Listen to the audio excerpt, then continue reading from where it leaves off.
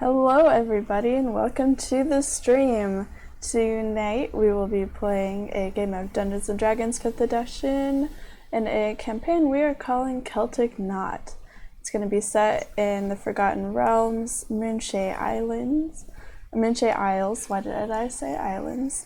And here tonight we will have 5 out of the 7 players. So 2 of them will be introduced next game.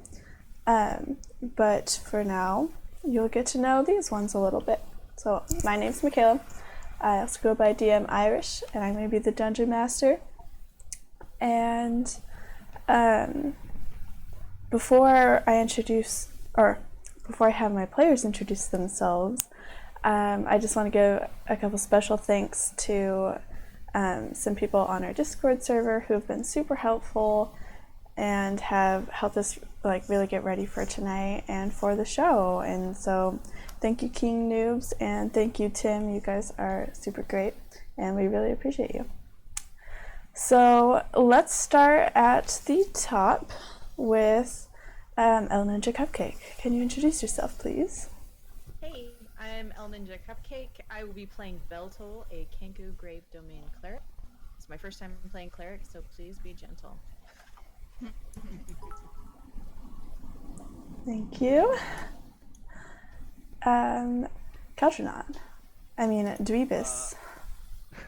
Yes. Hello, I am Calgernon, also known as Andrew, also known as Dweebus McGee, and I will be playing the Kenku Druid Whippoorwill. Alrighty. Shiny.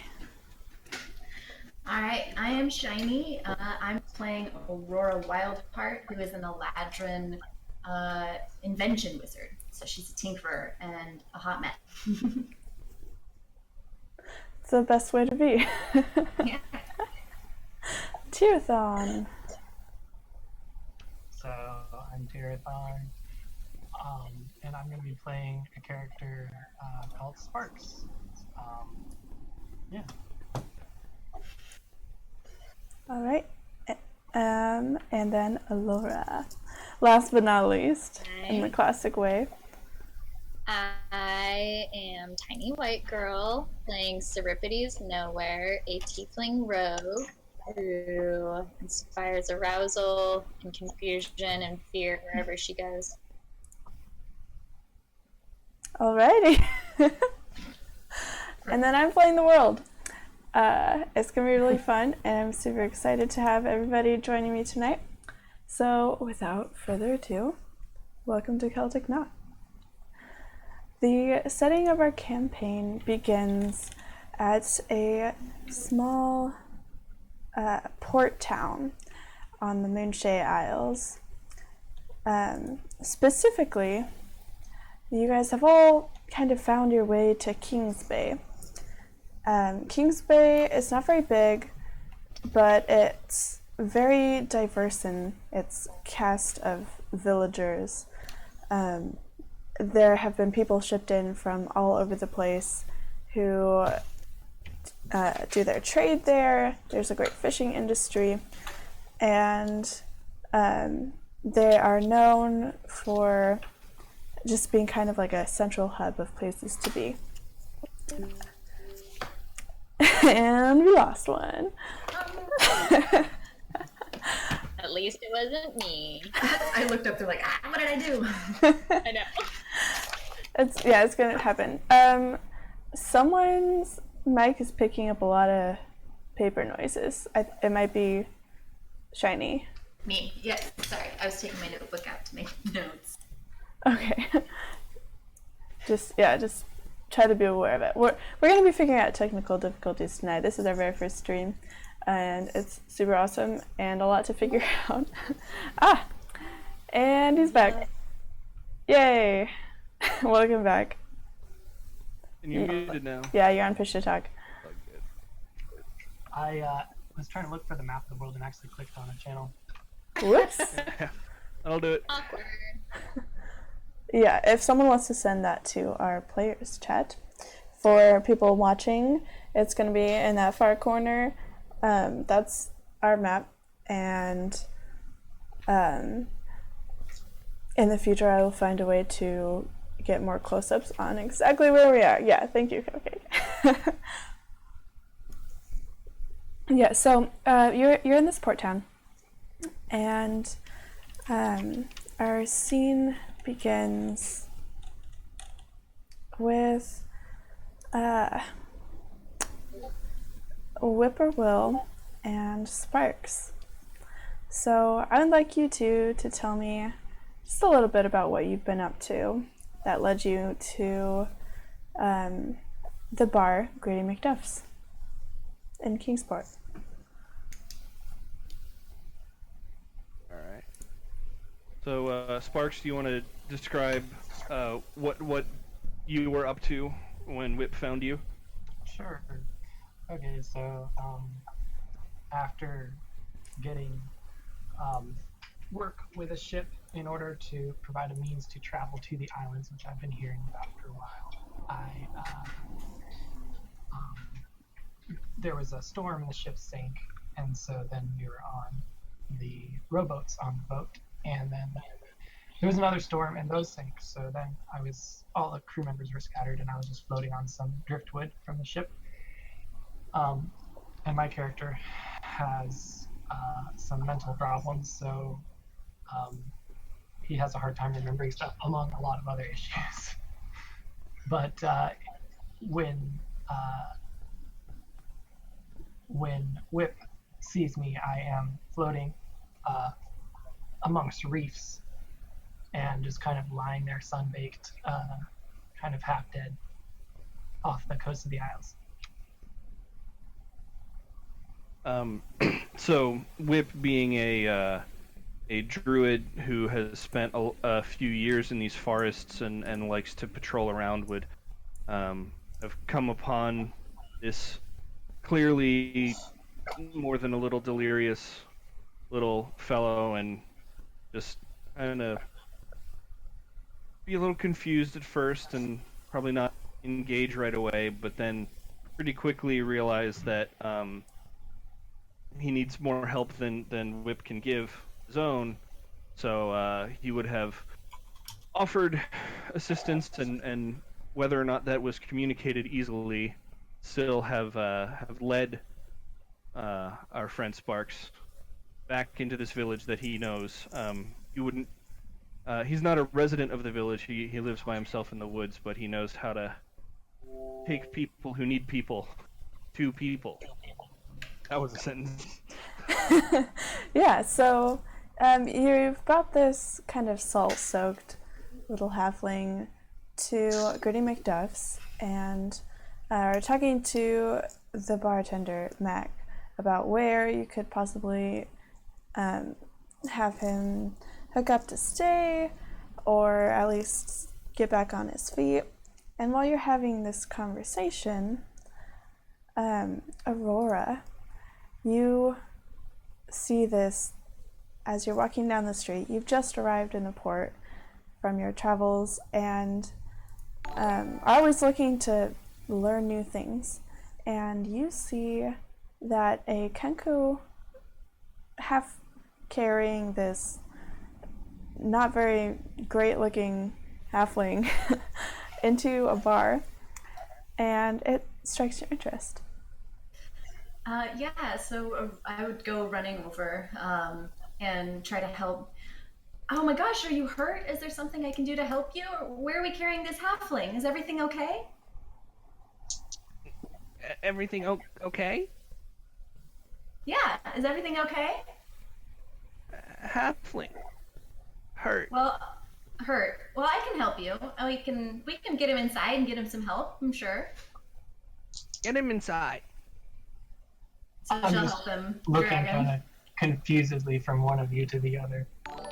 Like, what is going on? All right, so the three of you walk in, and it's at this time that Seripides, you are already at Gritty McDuff's, going over some notes you took, just thinking about your last job and how it went, and all of the things that you learned. You had a lot to think about, and you were just kind of getting a couple drinks in and trying to slow down a little bit. And while you're sitting there, you happen to look up to the sound of the door opening, and you see these three walking in, and you hear Aurora introducing herself to the two. I perk up, put my notes away pretty quietly, and sit back and sip my drink a little bit and think to myself, I need to talk to this one. But I don't move. Okay, sounds good. Just watching right now. Alrighty. And lastly, we have Beltol. You also have recently traveled to the Isles. You heard that they are full of wondrous things and a lot of mysteries that have yet to be solved. And you think that there's good work to be done here. And as you are kind of unloading from your ship and acquainting yourself to the city, you start to notice that some of the townspeople are kind of looking at you and whispering to each other. And the attention isn't negative, but you think that you're definitely a hot topic right now. You hear there's 2 Kenkus here. You also hear, I haven't seen a cleric before. Do you think it could help? And finally, a young man, probably about 16 years old, runs up to you and says, "Excuse me, I heard you were a cleric." Beltol shifts the big wet cloak and pulls it back enough to where you can see the light shine off of their eyes, and looks at him and says, "You're a little ripe for the help that I usually give. What can I do for you?" Well, there's been a death, and our priest is not here. He was traveling on sabbatical, and we have no one to offer last rites to him. Would you be willing to do that? How could we convince you?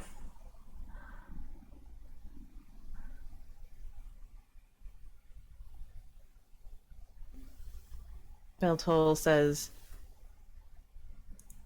"Everyone's journey should start off properly. If you lead the way, provide me with a good meal, and we will call this even." Absolutely. I'm sure Goody McDuff's would be more than willing to help out in that manner. And he leads you to the slightly ramshackle, very hometowny bar, kind of sunken on the side of the main road. And you walk in and you see another Kenku, and it's interesting.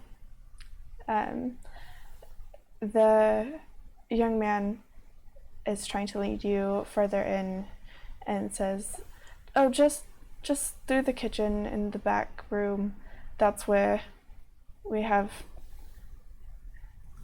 him," the old man. So as Beltol begins to walk through Gritty McDuff's, they stop, put their beak up in the air, and turn and look, and narrow in on Sparks. Says, "I'll be back for you soon." I'm not looking very alive. I'm kind of emaciated, and I've got some really bad sunburn aftermath going on. But I'm cognizant, and I'm looking at you kind of excitedly, like, oh, that's another one. It's another bird person. Beltol's fairly well spoken, but as we do go through Gritty McDuff's and I make my way past Sparks, I definitely flip my cloak all the way down and shift my scythe and lean on it kind of heavily. I'm uncomfortable being in buildings like this, and make my way back towards the kitchen. Little uncomfortable in more of a city like this, but there's work to be done. Whippoorwill is definitely watching Beltol because he's also not used to there being two Kenku in one place. But he's just kind of like doing the bird head tilt thing and just clicking and not saying anything to her or them yet, but definitely paying more than a little extra attention. Seripides is Very curious. paying attention now. Two Kenku in one place. Something's going on. I like pat Whippoorwill and I like kind of drool out like, that one talks too. Talks too.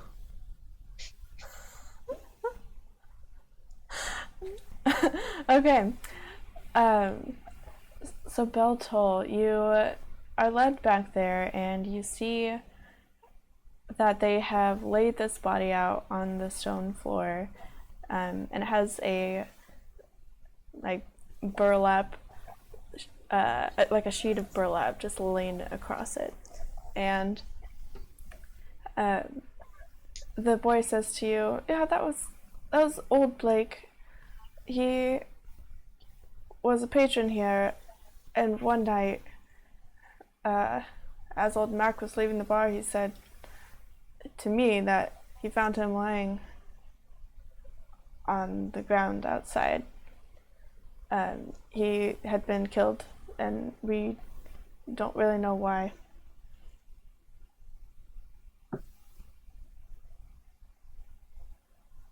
But Hey, what kind of a check would I have to do to be able to tell whether or not his spirit's at rest? ooh, Yeah, we're rolling dice now. religion. Somebody's got to start us. Yeah, roll a dice. I mean, because I would imagine Beltol would kind of do the bird crouch, stick out the little feathered fingers, and just feel over the body, be able to tell what god they served and at what state their spirit is in. Okay. So, Be like a religion? yeah, religion. For sure. Okay. Let me find my d20. Okay. All right. Let's get it out here. Find my actual religion modifier. Where did you go? There it is. Ah! Hold on. 19 plus 2, that's a 21. A 21. Ooh. All right. Yeah. Good first roll. Setting the precedent here. So you kind of confer with your knowledge of the gods and are just waiting for that divine sense to speak to you, and you get the sense it's a local god. And you see that there is a little charm necklace laying on the chest of this body. It was kind of hidden at first by the bushy beard of old Blake, and you recognize the charm that resembles a gold coin to be a symbol of Njord, who is a god of sea and wind. Okay.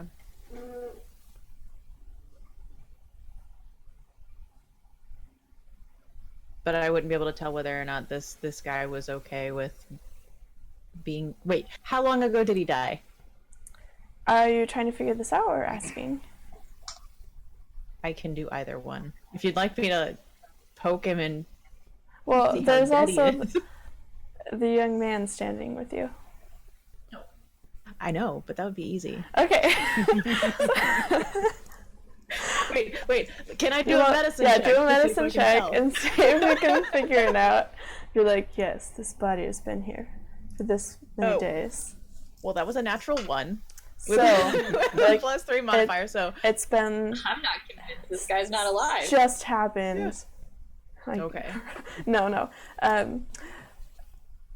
The young man kind of gets an idea of what you're trying to do. And he says, this happened 2 nights ago. That's a little too long ago. Okay. Then Beltol would be slightly familiar, but being not from quite this area, maybe not 100% on the specifics of burial rites, but begins to go over the body, make sure that they're cleaned, well cleaned, inspected, see if there's any notable wounds. There's notable wounds. Yeah? Yeah. Tell me about these notable wounds. So, these notable wounds are what appears to be several dozen small, tiny slash marks. And what you thought was a red shirt isn't a red shirt.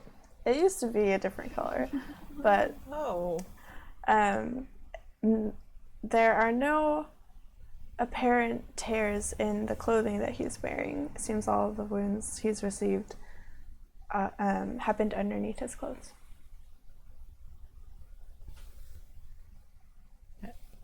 I don't think I've ever... Have I ever seen anything like this? Give me a history check. I mean, I've seen a lot of dead bodies. Oh, how about a natural 1 + 2? I'm still seasick. Yeah. Have you seen a body before? Oop. Yeah, it is unfamiliar to you. You're not sure if this is something like if you haven't seen it because you haven't been to the Isles before, or if this truly is an anomaly.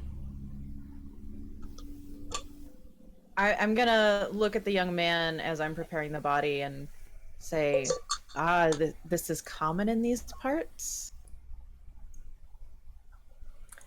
Well, people die sometimes, but no, I don't think it's really that common. Okay.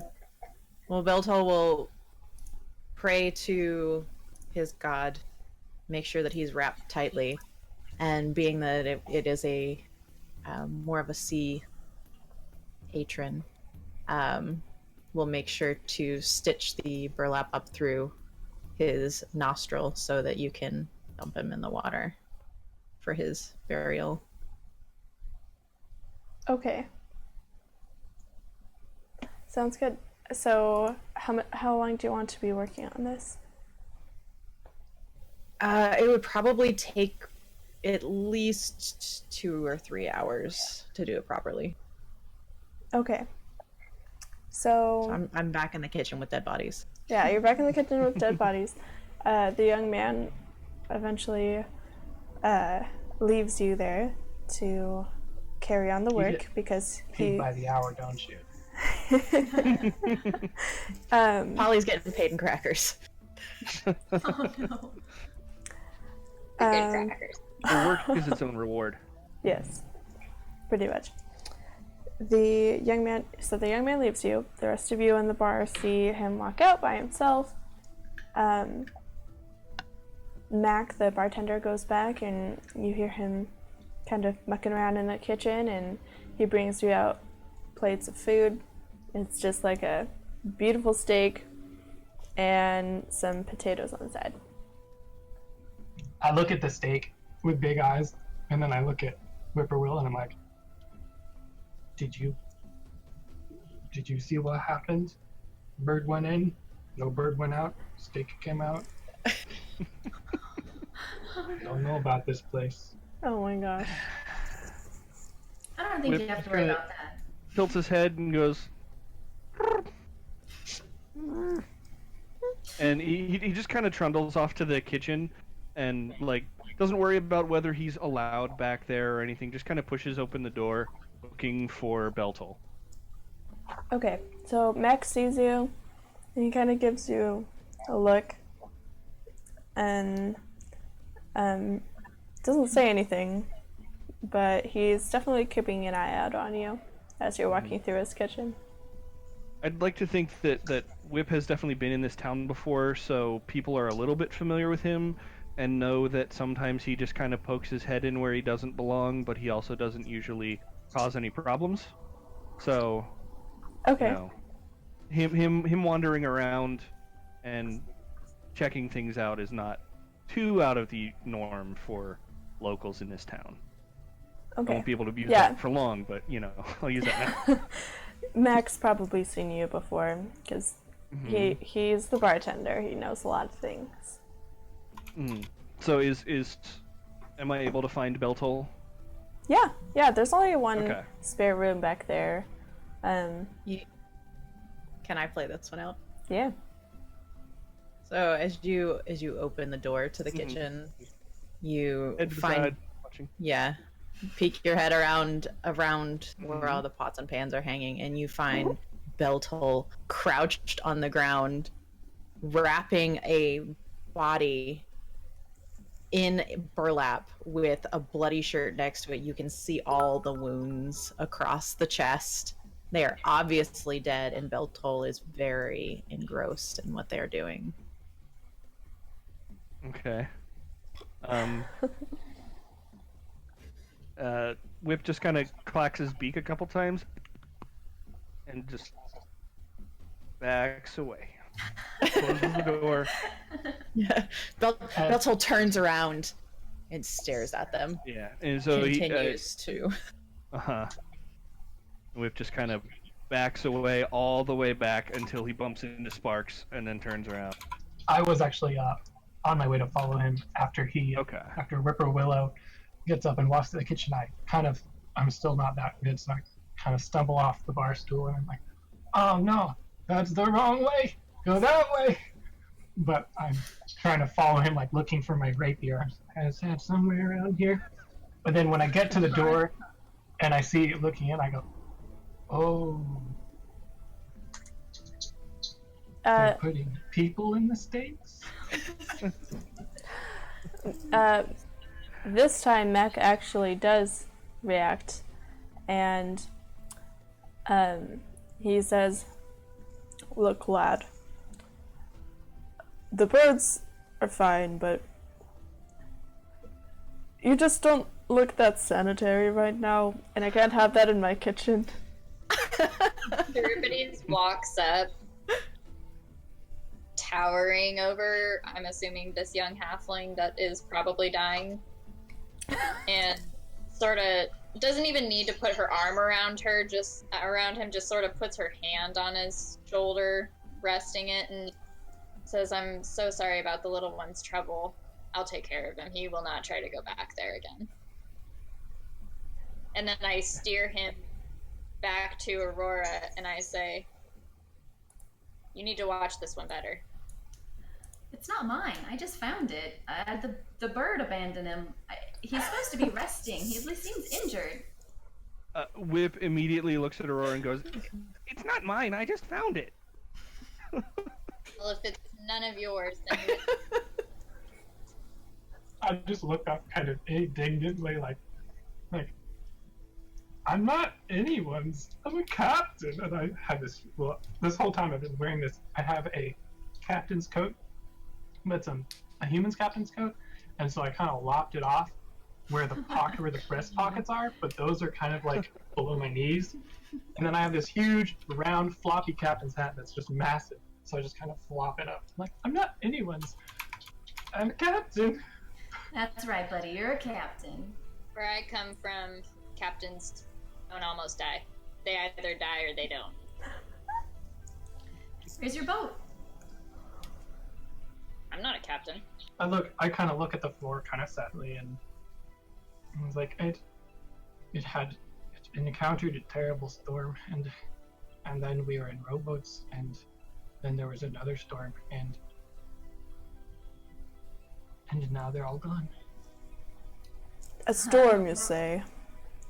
Mac, you see Mac actually kind of paying attention, trying to figure out what is exactly happening in this situation, and he says, "Oh, what kind of storm? Was it one of Njord's?"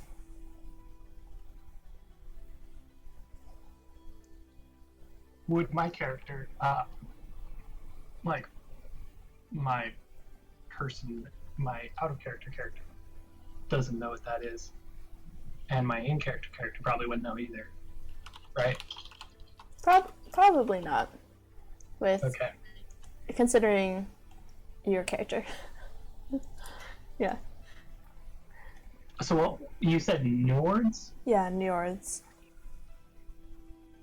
He's the No, it was Big Storm, not Njord Storm.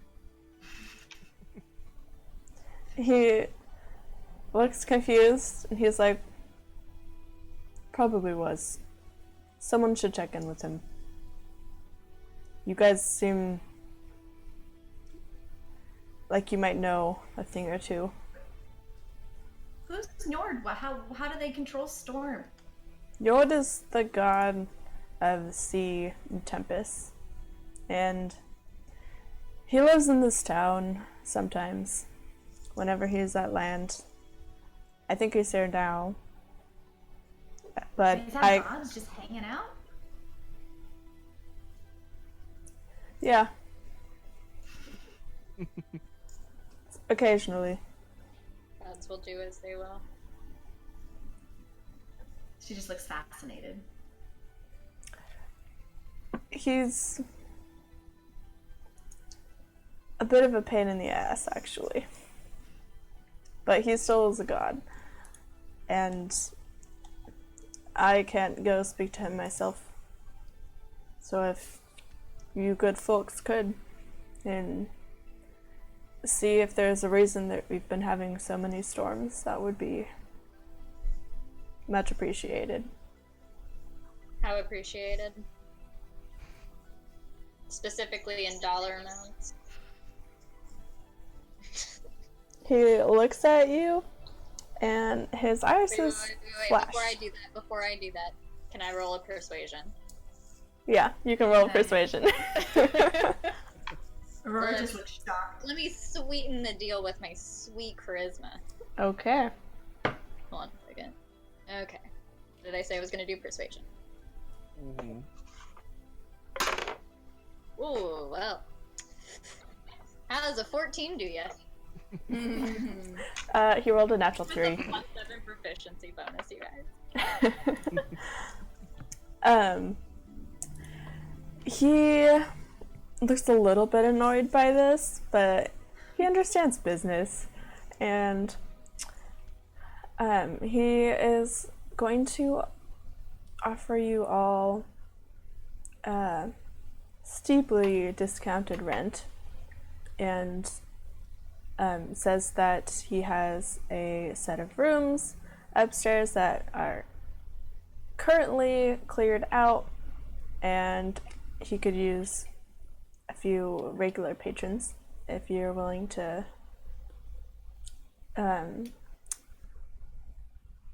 stay not only at Gritty McDuff's, the best bar and inn in town, but to also help him out by talking to the sea god for him. That sounds great. I needed to find a place to stay. I just got here, so I'm sure everybody would be happy to help.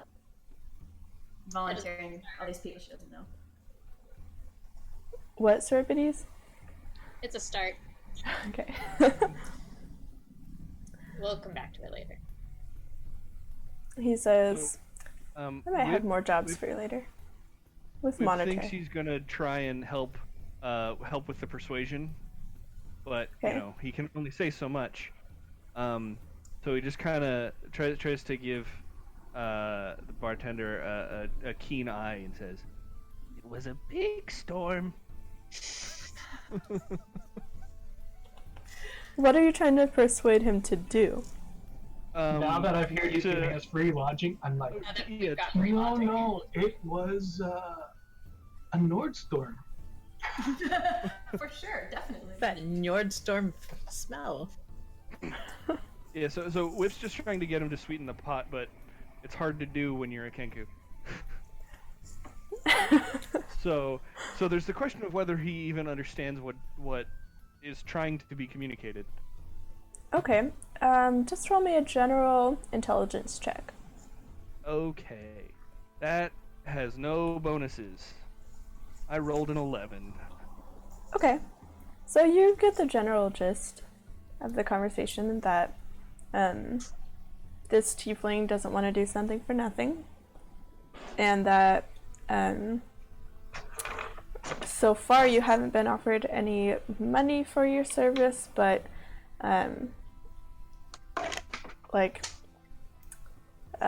exclusive rights to a discount that hasn't been offered anywhere else.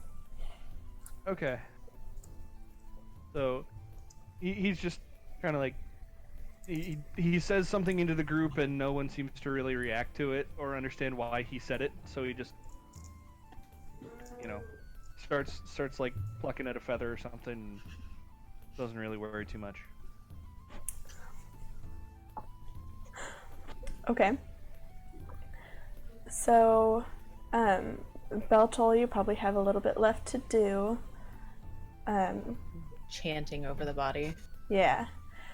When you come towards the end of this last rites ritual, what are you going to do with the body? I'm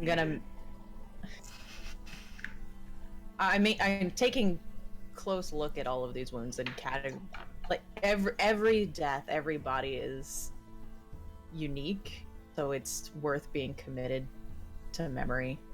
But I'm going to make sure it's all wrapped, and then I'm going to flip my cloak back up and pick up the body and walk out through the restaurant holding this body that is obviously bloody through with burlap in front of everyone eating, and take it out and drop it into the water.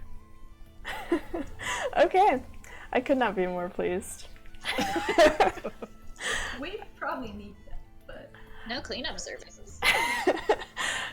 So, as you guys are just kind of waiting around for Beltol, you are a little bit startled seeing her walk through with this body that's pretty... It's quite a sight to see. It's juicy and Yeah. moist. It is wrapped up though. So it's not too horrifying. But she kind of bumps her way out the door, and the patrons, who had gotten a little bit quiet for a moment, start to whisper to each other about the situation and just saying, old Blake, I remember he spilled his drink on me once, and old Blake, he always liked to stay out too late and stumble home after drinking too much. He probably would have died from drinking sooner or later, so it's not really a surprise that he's gone, but it's a shame his wounds were so horrible. And they just continue to talk amongst themselves. The sea isn't very far away, so it's not a very long trip to go dump off old Blake back into the sea of his beloved god. On my way back in, I'm assuming he died right outside the Yeah. tavern, correct? Yep. It's pretty obvious still. Well, it's been 2 days. This road is a main road, so it goes towards the docks, and it's cobbled. So some of the stones still have some blood that's soaked into them, but most of it has kind of been dispersed. It's not super great for business to leave giant blood stains outside of your building, so It depends on your business. Yeah. well, I just wasn't sure if there was like crates and barrels and if there were any marks on them or... Oh, okay. In that case, give me an investigation and you can assist. Oh, this is a flat roll as well. How about a 6? Wow. You need new dice. Where'd that 19 go? These are usually great dice. So I think Beltol goes, wow, that's a really nice barrel. Mhm. Aurora, did you want to look as well? I think that as Beltol was walking by with this body, she would have leaned to Whippoorwill and been like, "Do you want to ask your friend if they want to help us too with this god business?" Assuming that he knows the other Kenku. Right. And he looks back at her and goes, "Not mine. I just found it." And I look at Whippoorwill and I'm like, you didn't tell me you had a friend. I didn't know about this before. Quiet, young one. It takes like too long to think of how to respond to that. He just goes, "The birds are fine," and walks out and like does go over and joins Beltol outside in front of the inn. Yeah, she'll probably See follow what's then. going on. What are you doing? What are you looking at? Why did you carry that body out there?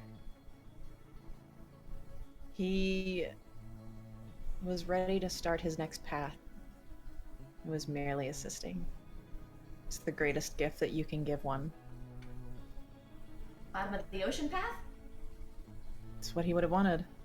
It's what his gods needed. Well, that's good. We have to go talk to a god. You seem to know quite a bit about them. Do you want to help us? There's traveling? I did not ask. I don't know where we're going, really. There's a Serapine god. at this point walks out right as you're saying, I don't know where I'm going, and just goes, come on, and starts walking. This way. Follow the pointy one. Can I roll to see if I know which direction I'm going? Yeah. Roll a history check. A history check. Let's see if I have any help with that. I do indeed. Okay. Well, gosh dang it, that's not what I wanted. How about a 16? That's enough. So you do know that there is kind of a sailor's house of respite down on the docks, and through your various connections throughout the city, you know that there is an old man, never wears shoes, but his feet are always clean, who occasionally will show up on the docks and hang out at that building. He doesn't really have a consistent schedule. He kind of comes and goes with the tides, but you think that might be the guy you're looking for. Come, I know a man. And I walk in the direction of the docks. Not waiting. The pointy one.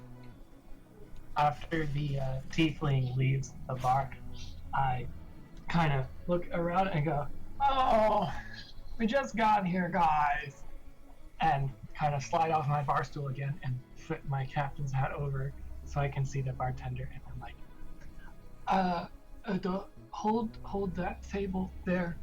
I've got to go with my bird to avenge my crew's death." Or I pull out this piece of paper that was very wet but now is dry, and I'm looking at trying to see what it is.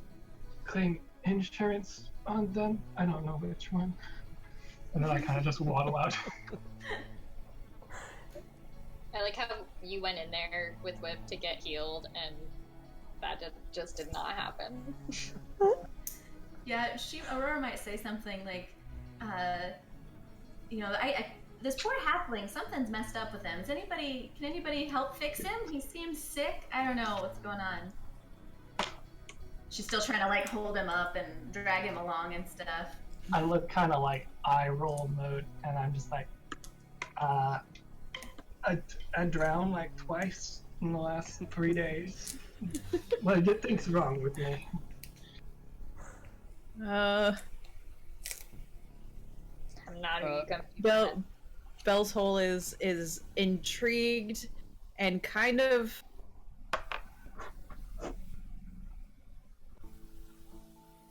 birds can kind of smirk. It's true. Yeah. Yeah, so kind of half bird smirk and looks to the other Kenku. She's intrigued also. There is another Kenku. They've never seen one before. And says, I'll have this one soon. No, he doesn't want to go to the bottom of the ocean. That's what he's been avoiding. Whip responds to Beltol and kind of shakes his head first, and then says, "He's kind of a pain in the ass, actually." That's amazing.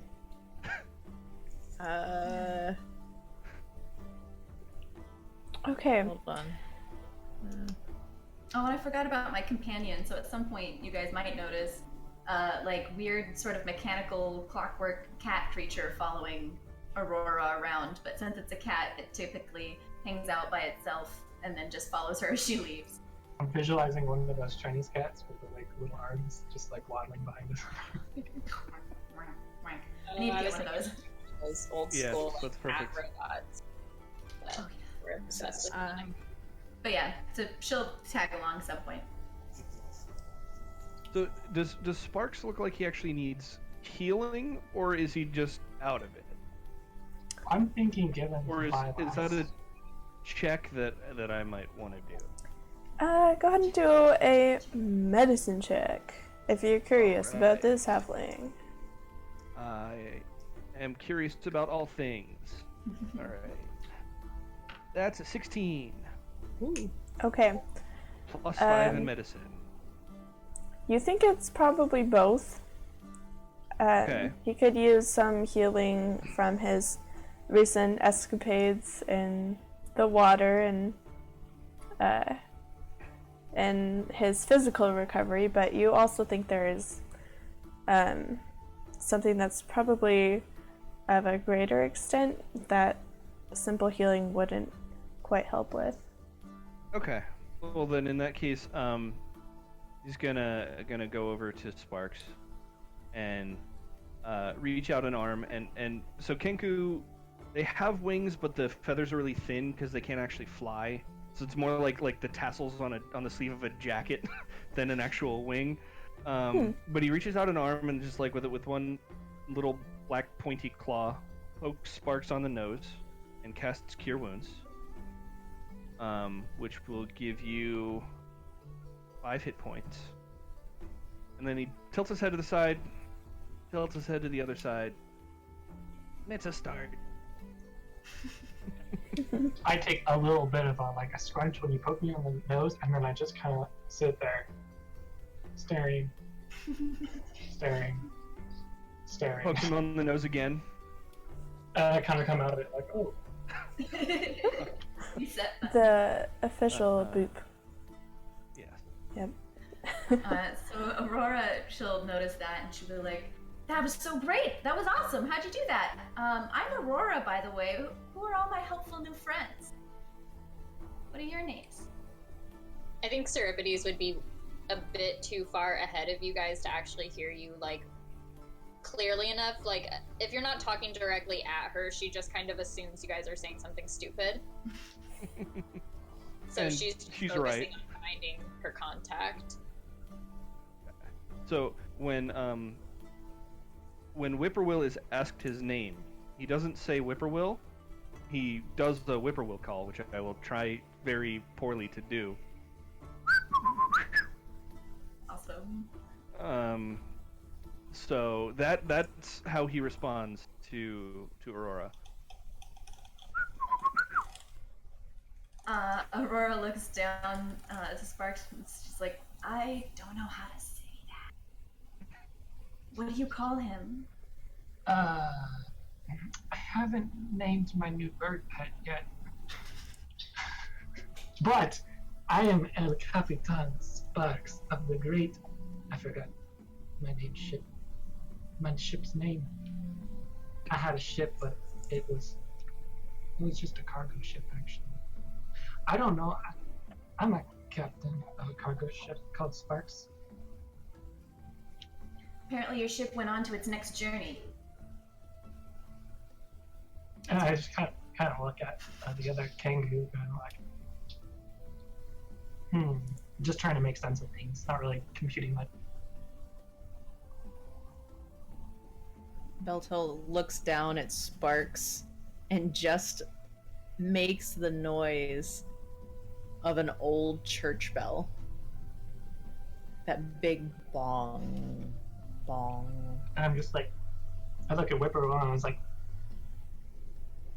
is she the only one that wants to eat me, or have you also been wanting to eat me this whole time? The birds are fine. And then I know he you keep looks saying over that, at- but I'm starting to wonder. He looks over at Beltol and mimics their name back at them.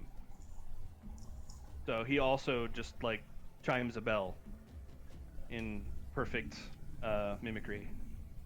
Oh, don't do that. That's getting creepy. Yeah. So I'll call you Bong and call you Whistle? Whistle. He shrugs.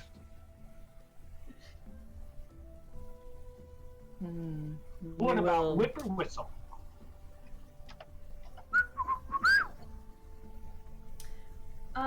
Do I have any skills, nature skills at all? No, not really. I was gonna see if maybe she would know if it's a specific type of bird, but it doesn't look like she's super skilled at that. You can give me a nature check roll. Can I do an investigation roll after to see if I find this dude? Oh yeah, sure. So 14. 14. You think it's a forest bird? Well, it's a lot of birds. I'm sure we'll find better things to call them at some point, Sparks. And pats him on his hat, sort of, and sort of like tries to catch up with Seripides.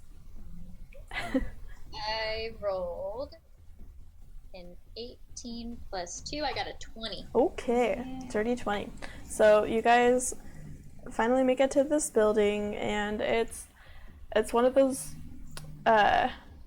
dockside buildings that is really unfortunately built, where it's narrow and tall, which you don't really want right over the ocean, and it is slanting as if it wants to be in the sea. And Like a unfortunate, what? like a series of unfortunate events. Oh On yes, track. Yeah. yes. I haven't watched the Netflix show, but I know what you're talking about. First So season for the is books. brilliant. We'll have to talk about it later.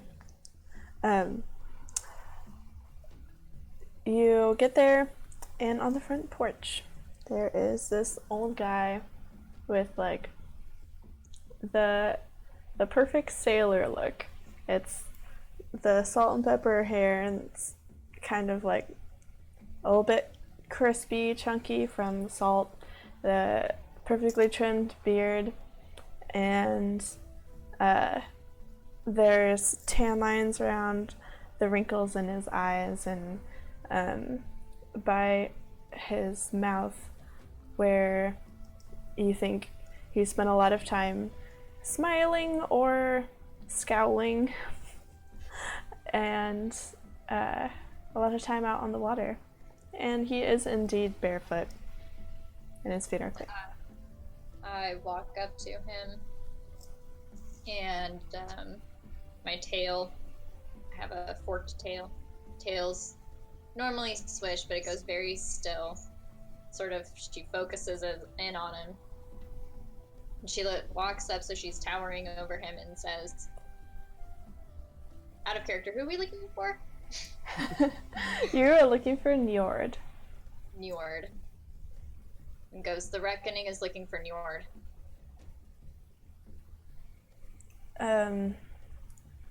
He looks up at you. He says, so, does that mean you're the Reckoning? Might Are you just, like, letting me know? Can I insight check this guy to see if he's what he appeared? Yeah, go ahead. Oh, that was a natural 20 with a +5. Blah, Yeah. blah, blah. This is not a human, although he appears to be one. It is definitely, at least in some form, a god. And you do have a natural sense that lets you know that. Do they... Because of... Yeah, I was wondering, do we have a thing? Like, I recognize them? Do they, like, know that I recognize them? Yeah. With that inside check, you think he probably doesn't know that you know, or at least is not giving any kind of outward signal. Okay.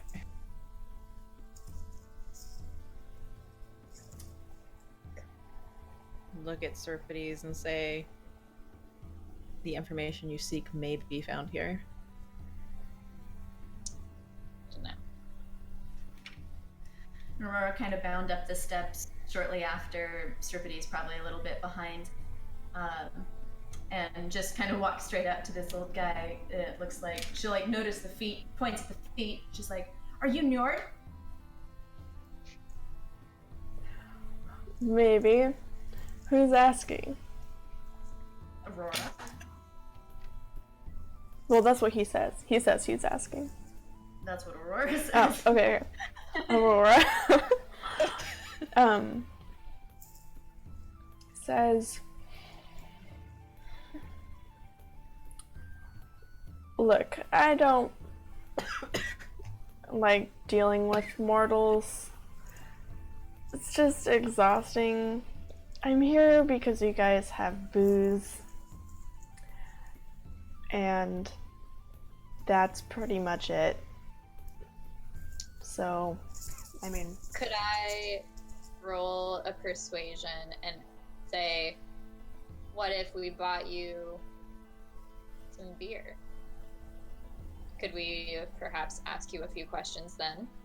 Oh, you don't even have to roll persuasion, he says. Okay. Now we're talking. I walk inside. Well, I open up the door to the bar and indicate for him to walk through. Okay. So inside you see that it's not like a bar in the common sense. It's more like a shantily, I can't even think of the right word. I think shoddily put together makeshift saloon, and it's just a bunch of old sailor guys. A lot of them are missing teeth, a lot of them are a little gnarled and kind of grizzled by the weather. And you walk in, and a lot of heads turn. I was just about to ask if I would even fit, or if I have to duck. Because I think Theripides is like 6'5" or something. You can still fit. The ceiling does feel kind of close. Serpides is pretty used to people staring. Plus she recognizes she has 2 Kenku with her. So she realizes she looks a little weird and sits down at a table with Njord, waves over some booze. Okay. Are the rest of you all going inside as well? Yeah, Aurora follow. Yeah. Whip stands in the doorway and just kind of takes in all of the people that are there. Kind of mutters under his breath, "I don't like dealing with mortals," and then goes and sits down next to Njord. Okay. So, Sparks, how are you doing with all of this? Once that he is confirmed Nord, I'm trying to get his attention as I kind of waddle up behind him. Do I accomplish getting his attention by, like, does he have anything that's low hanging I can, like, tap or tug on? He has like a Mister. loose-fitting cotton shirt that's tucked into his breeches. I'm having a hard time keeping up, so I'm just going to give a little tug to it as I finally manage to get in reach of it. Okay. He kind of turns towards you. And I'm like, oh, God, here. Turns towards you. and I'm like, can I have a word with you in private for a second? He says, beer first, and then sure. I seem satisfied with this answer. Okay. So, the guy manning the bar kind of brings you guys all out an ale. It's all the same. He doesn't really ask if that's what you want, but he hesitates for a second before placing it in front of the Kenku, and he's like, okay. Sets it down. Njord takes a good solid swig out of his and stands up again and walks to the side of the room where there's kind of an empty table and just stands there and he's like, well, little fellow. I'd be like, so in a kind of low hush tone, as low as I can without being too quiet, I'm like, these people, they think that you killed my crew, but it was a big storm and not a Nord storm, and so but I'm getting free lodging if you did it, so could you sign this so I can tell the guy that you killed him so I get free lodging? I have this crumpled piece of paper that is not anything significant and kind of illegible. He looks at it and he's confused and says, do you have a pen? Let me check. I'm just kind of rummaging around, and I have lots of odds and ends, but I'm not really finding a pen. He says, we'll come back to that. And he goes and sits back down at the group. I think Euripides would be kind of over this at this point and would sort of look to Beltol and Aurora and Whip and lean back and just say, ask your questions.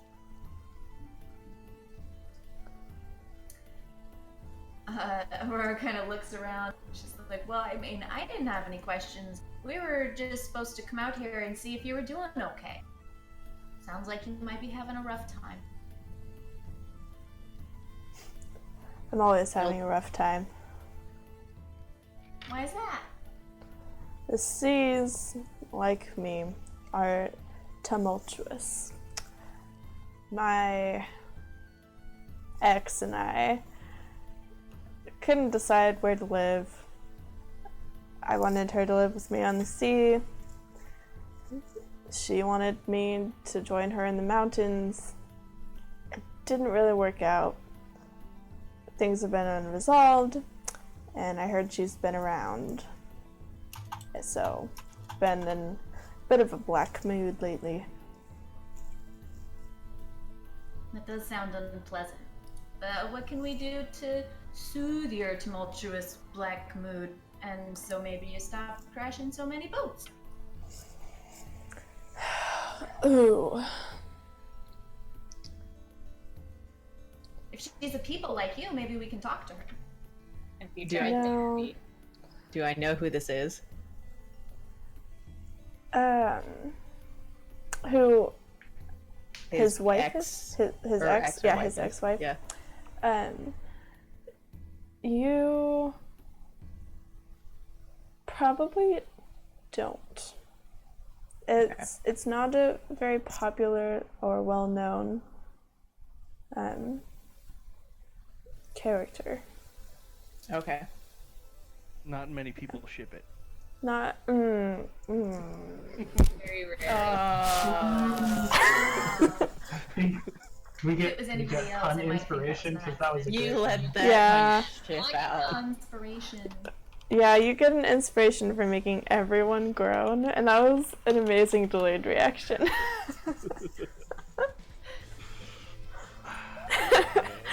I regret nothing. And just for the record, unrelated to that, while all this conversation is going on, Whip is not all that interested in this particular task they've been given. He's just kind of curious and hanging around. And he's also never been served a drink in a mug before, and has no idea what to do with it. He's just kind of dipping his beak into it and trying to figure it out, but his beak is too big to get it open and get a sip with his beak in the mug, and he's just having a real hard time, guys. Serapides asks for a straw. Now, have you guys ever seen the crows that will lean their head sideways and drink things out of the corner of their mouth? Yeah. Yeah. Whip is not that smart. Goats do that too. He is not what you might call Whip smart. That wasn't as good. I'm sorry. wasn't No, okay. I'm not. I'm not sorry, Never but sorry. I'm also sorry. Oh my goodness. Alright, anyway. So that's what's going on in the background. Please continue doing actually important things. Nior has been thinking about what could kind of help out his familial problems, sorry, and says, I have 2 kids, and they haven't really been in touch. I mean, my ex has been out of here for a while now, but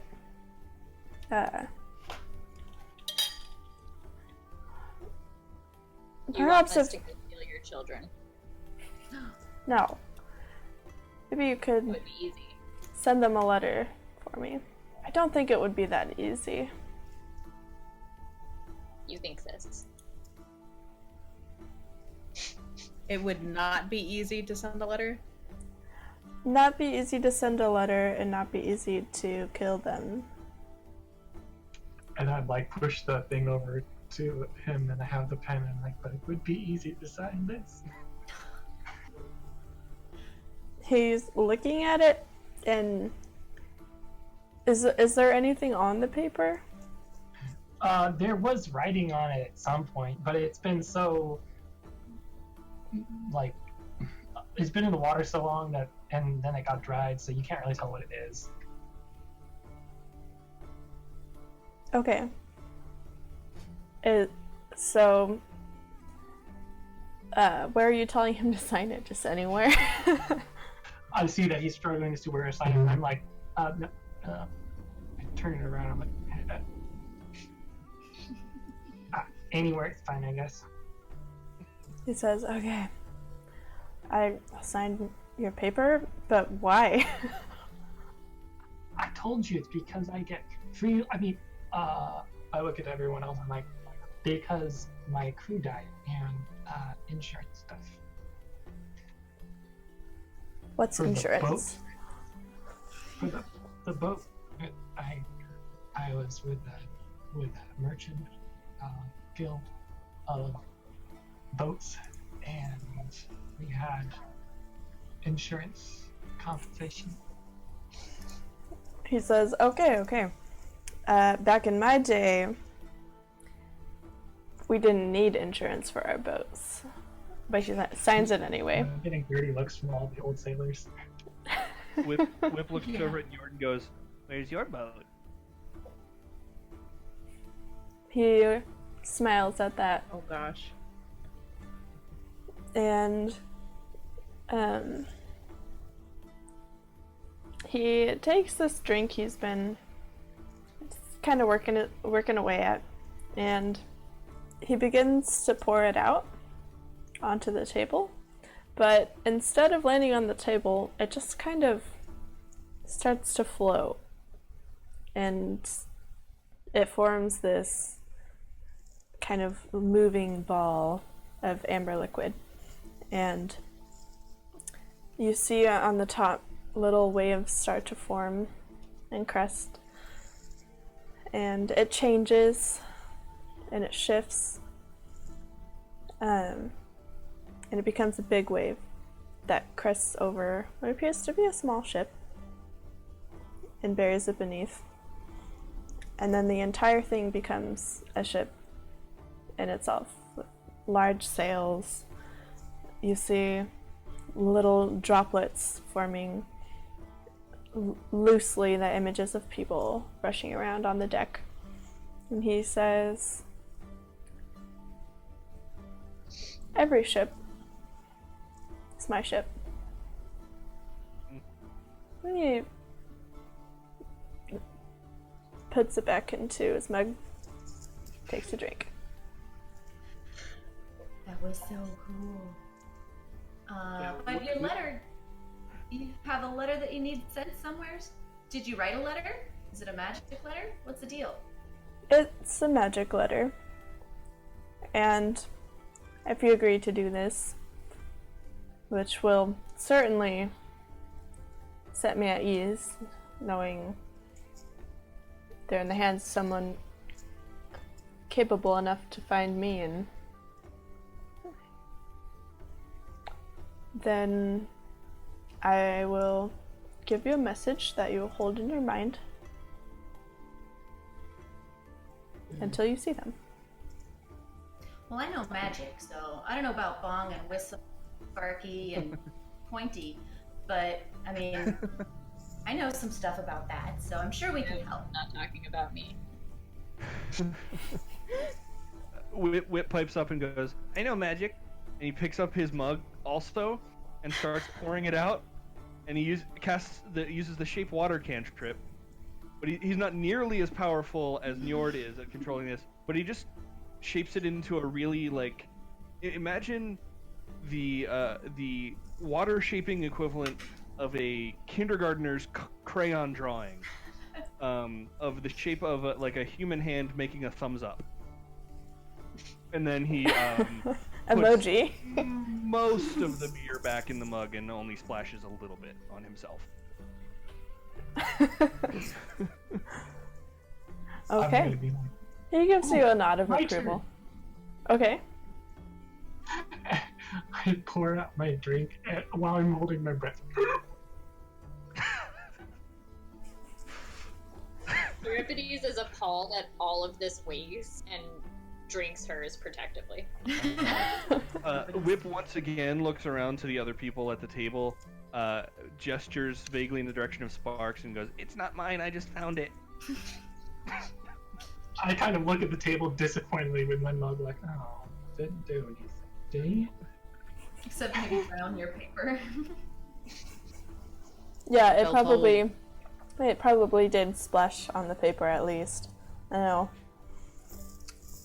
Beltol pushes their mug to Njord and says, "We will continue to serve you." Just making an offering, because they don't drink. I don't. They've always pushed they've taken the alcohol and given it with the bodies. They've never.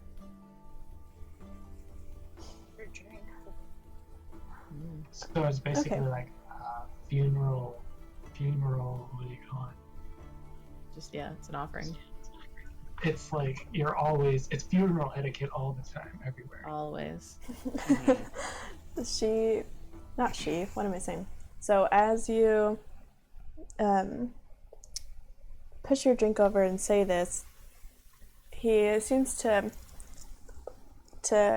really take notice of you and says,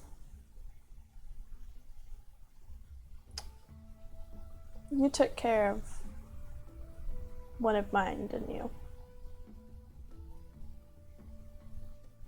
It's what needed to be done. Appreciate that. My followers don't always see an end that they deserve. But I'm glad he had an appropriate right. I'll remember that. So, Beltol just nods, bird nod. are you all willing to send this message to my daughter and my son? Yes. It's a start. Okay. He stands up and he reaches into his pocket and pulls out what looks to be a gold coin and throws it down on the table. And when it hits, you guys are all assailed by a vision. And in this vision, it's the sea at dawn, the colors filling the sky. It's the warmth of the sun on your face and the cool air against your skin. And it's comfort, and then it's sorrow. And eventually it ends with a vision of just the sea itself, your view of everything shifting and happening seems to rise up and farther away. You can see more and more of this endless sea in view. And it looks a little bit like this god's face is imposed in the sea. And it's calm. And you hear his words say, "Freya and Freyr, I hope we can talk again soon." These are people I sent to you.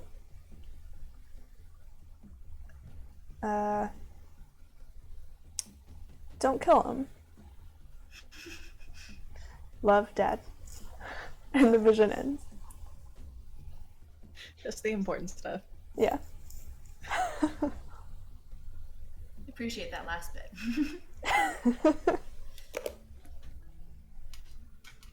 He says, "They're wild ones. And they don't like to be pinned down. But if you stay around the Moonshay Isles, you are sure to see them again. At least at some point." And this is where we're going to take a short commercial break. We'll be back after a word from our sponsor. Yes. Yeah, so we'll be right back in about 10 minutes and pick up where we left off. Yay.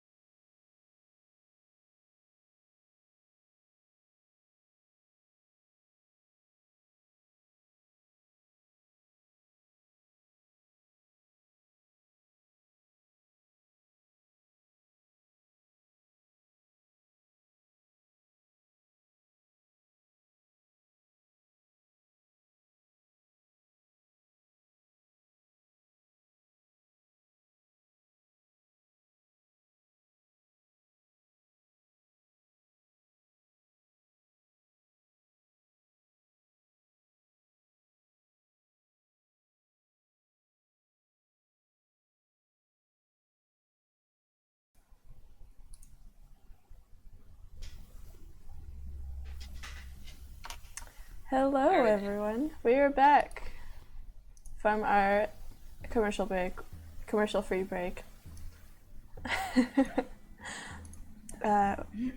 Where we last left off, the players had just had a nice conversation with Njord and agreed to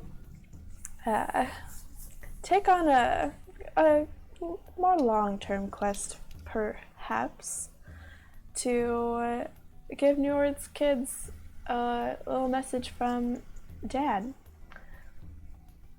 So, players, what would you like to do now?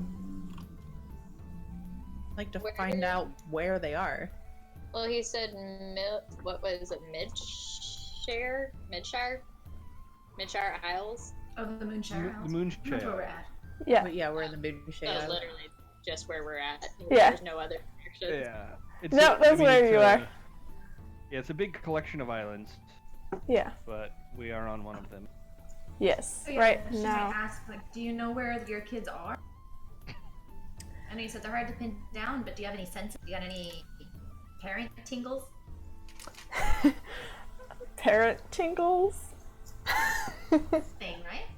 Well, you get like the eyes in the back of your head, right? Like you always know if they're getting into something. Mm-hmm. D&D parenting, those got pretty strong. Yeah, you already got them. I Daddy, tell me. Ugh. I am a god, and these are islands. I have a pretty good idea of what happens most of the time, but I haven't seen them, which is a bit of a surprise. My assumption would be that they're in the Fey realms,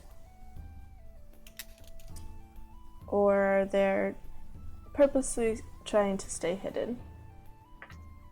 Sorry, could you repeat that one more time?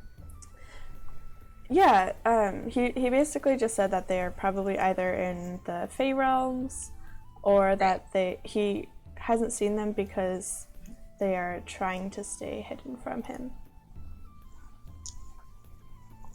Great, sneaky guts. That's just what we need. Can you give us descriptions of what they look like? You know, Yeah. so who we're finding, who we're looking for. Yeah. So Freya, my daughter, is very beautiful and very powerful for a goddess. And she's almost always traveling in the company of her giant cats that pull her chariot. All of the feathers on Whip just stand on end when he says giant cats.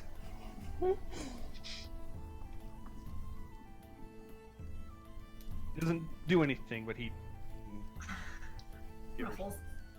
Mhm. I'm just like, it's okay. I mean, how big can they be, right? Beltold chuckles.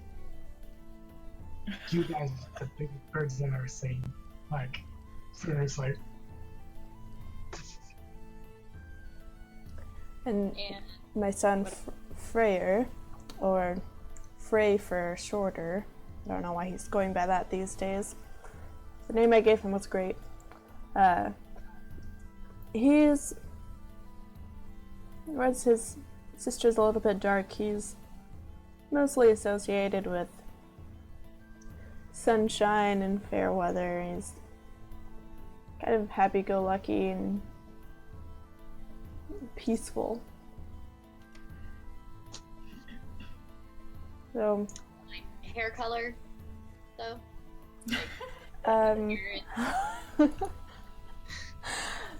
Yes, Or they both bald? Freyr he stands about as tall as I do.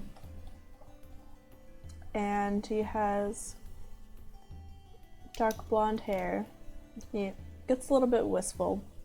His thinking about it, and his voice kind of softens and says, "Stars are blue like a clear summer sky.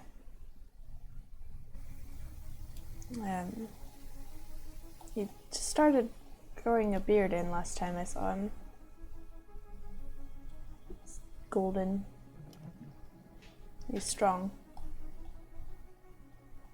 It's like a fine son. He's a good son. And your daughter, other than beautiful, just generally a beautiful person.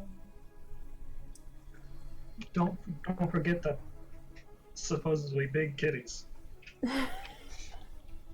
I mean, does she match her brother in her hair color and stature? Is she shorter than you? Nearly. She is shorter. She tends to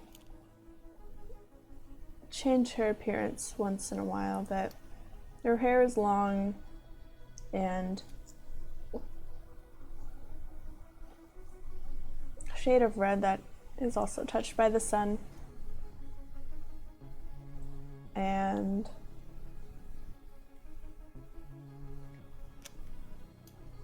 I think you'll know her when you see her. But yeah, look for the cats. Cats? She loves those cats so much. Now, where do we know that cats hang out? The beach. Do you have any empty boxes? Here's the boxes. To the cardboard store. Uh-huh. We're gonna make a kitty trap. Have we just have we noticed Aurora's familiar by now? Yeah. I look at Aurora and I say, "Do you know of cats?" I made Aurelia. I know lots of different about lots of types of animals. I've studied them. I've never met a giant cat, but I know how to build a cat. Do you know where we might find big cats? In Aurora's history, do you think that's anything she might have read about? Giant cats? I mean, other than the Fae.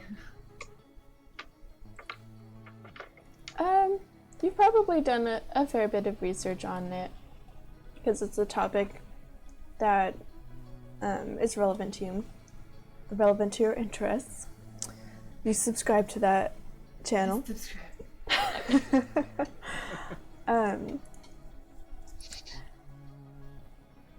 Do you want me to do like a history check or name check or something? How See what about you might know?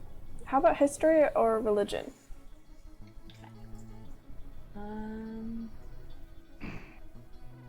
Well, they're the same, so Okay. we'll go with history because that seems more her alley. She doesn't do a lot of religion. 15. Okay. So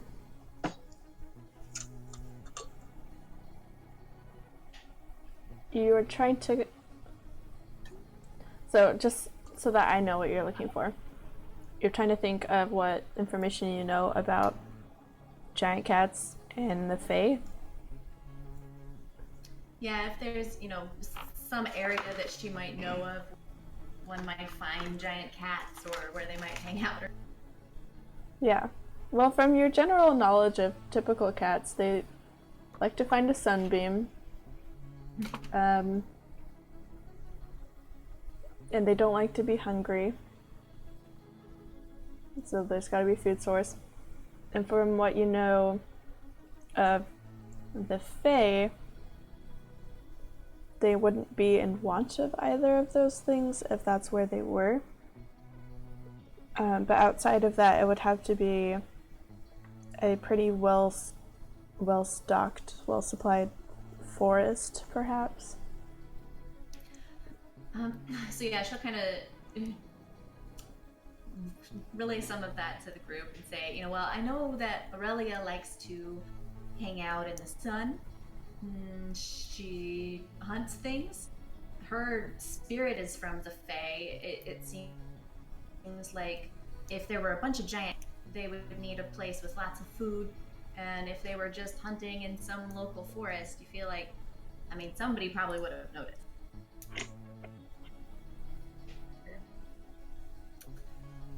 But I just got here, so I'm still doing my research on these islands and trying to figure out what's what.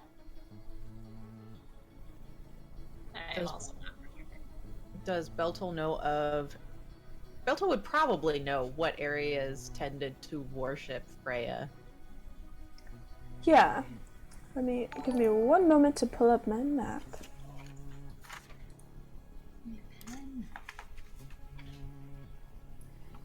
Do we know if these cats eat human? I mean, Human is not what I'm worried about. That's fair. You'd say a cat large enough to pull a chariot would have an appetite for a creature as big as a human could be, potentially. I'm only 3 feet tall. You will snack. You're a snack. travel by you. Well, so where I'm getting at with this is Blake had wounds all over him, right? Cat scratches. Are they the appropriate size? Or No. okay. Okay. Yeah. They were lots of very small incisions. Like lots and lots of them. Like a shredder. Yeah. Probably, Okay. He probably says pigeon accident. if she's just traveling for fun, maybe Winter Glen. Otherwise, she tends to kind of hole up in some keep or care that she thinks she can beautify and likes to do a little bit of home improvement. Build gardens and collect beautiful things, and then eventually moves on to the next one. Gotcha. So like Minecraft? What is Minecraft? Jeez. She's the founder of Better Hovels and Garrison's magazine. Nice calming music. Right. So it seems like we've got lots of information to get us started. Is this a time-sensitive message? Is it going to expire No. in our brains? No. Okay. Unless your brain expires. So, Belto looks over at Whip. Whip is too busy like staring into his mug and trying not to like. He's still trying not to think about big cats and failing. It's my nightmare.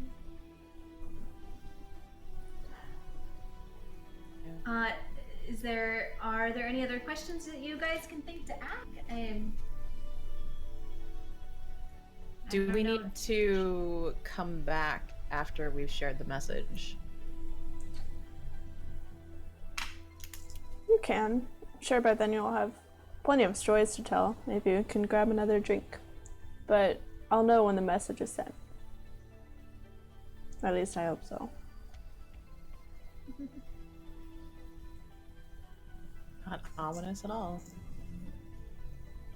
Well, better patter. Yeah, so at this point, it's getting a little bit later in the day. You know that Mac at I forgot the name of the bar. Gritty McDuff's. Yeah, Mac at Gritty McDuff's said he'd have rooms for you, and He owes you a free meal, and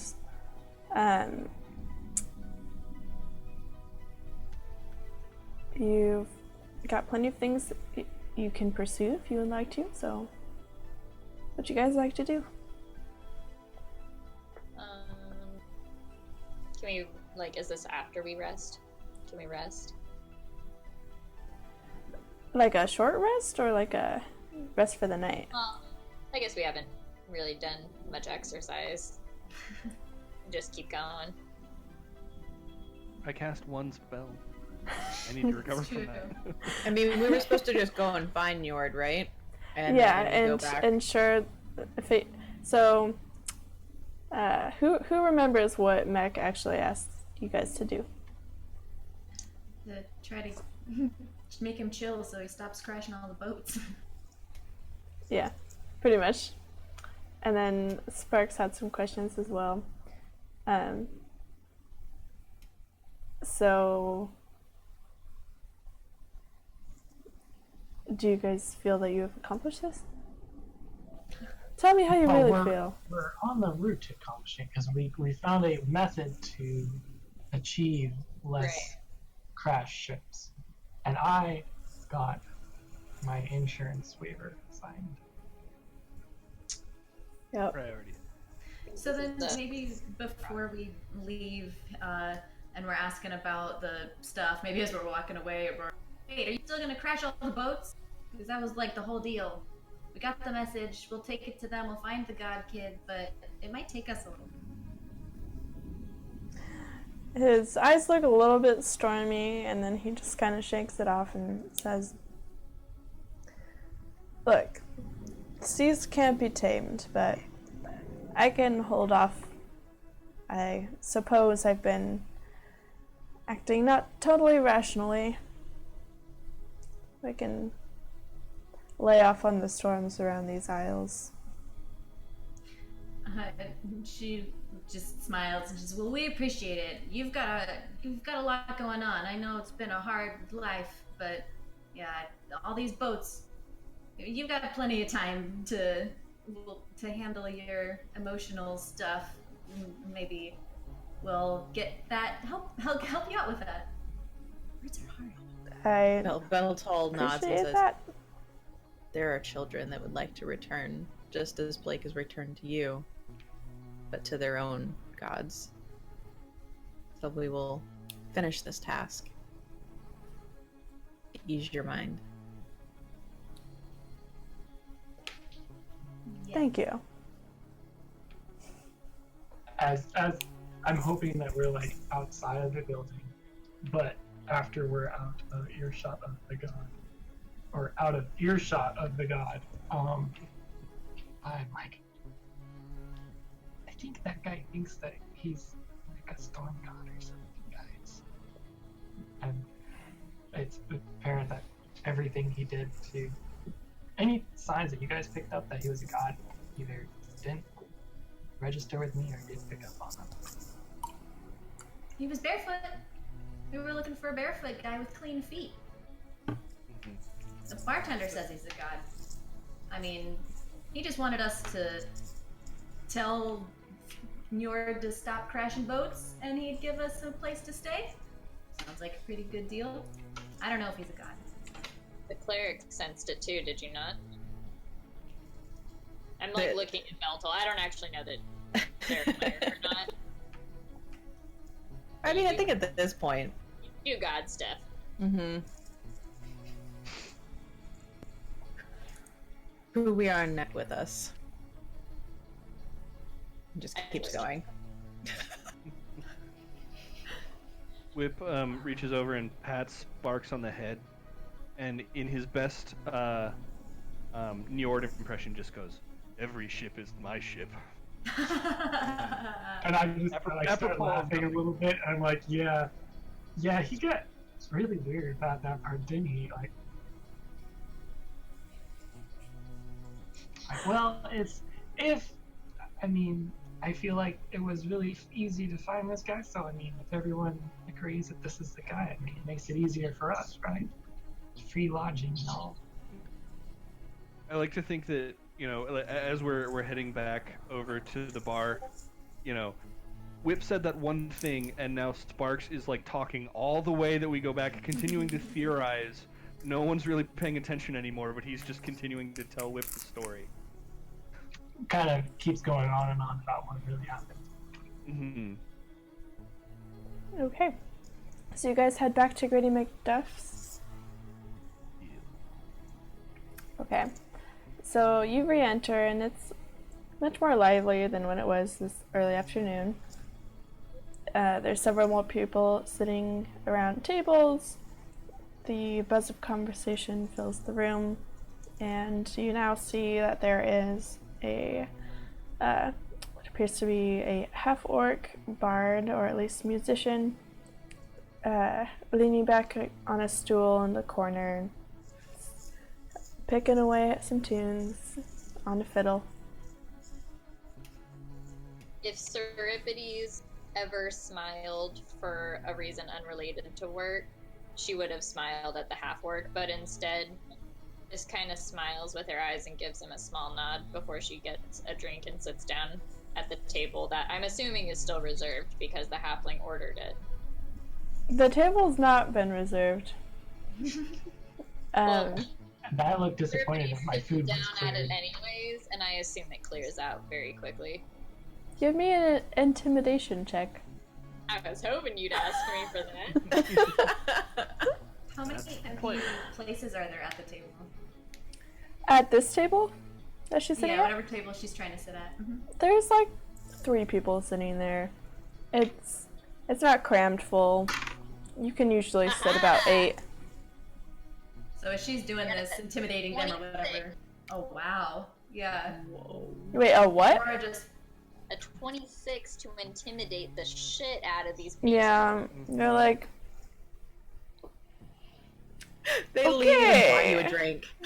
Mm-hmm. so what happens is you sit down and just kind of lean in, and they're like, so that's how my mom's cancer is going, and they just stand up and leave their drinks and food at the table and like rush out of the bar.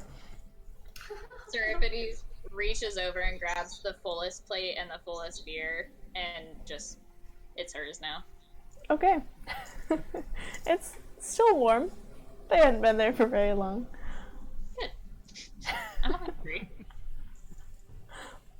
yeah, I or just kind of swish and happy. happy swish.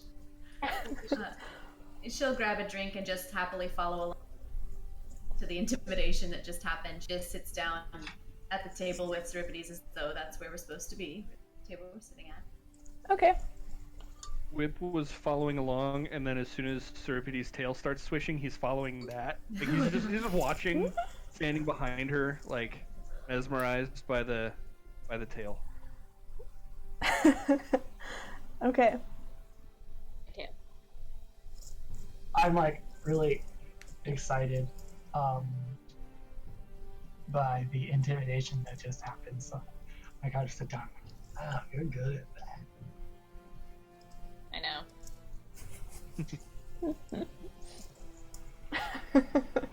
I really, I'm just imagining, because you're a halfling, Seripides is over 3 feet taller than you.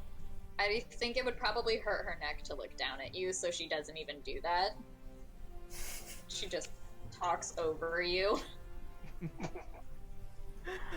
Okay. She is not like fair. So Max starts bringing out some plates of food, and he's like, did you find him? Yeah. He's Yeah, having a hard time. Signing my paperwork. Of course he's having a hard No. time. He gave us a message for his kids. He said he'd calm down a little bit. I don't know relative to the ocean what that's gonna do, but he seemed like he maybe wouldn't crash as many boats. That's what he said. He's as good as his word, so. But yeah, we have to deliver a message for him. All which I right. assume we'll leave in the morning. Okay. Do you want me to save rooms for you all after you I leave? thought that was already established. Yes, thank you. Yeah. Okay. Then when you return on your travels, you'll have a place to stay. Thank I you. appreciate it, and I'm sure all the good folk here do. Well, hopefully it actually calms down. If not, you let us know and we'll go back and talk to that shoeless guy. It's my new favorite insult. That shoeless It's a guy. bit of a pain in the ass, actually.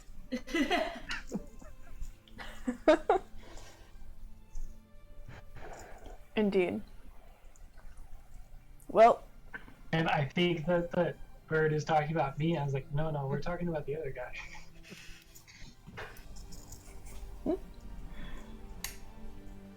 um, Well, Cerberdes goes to bed.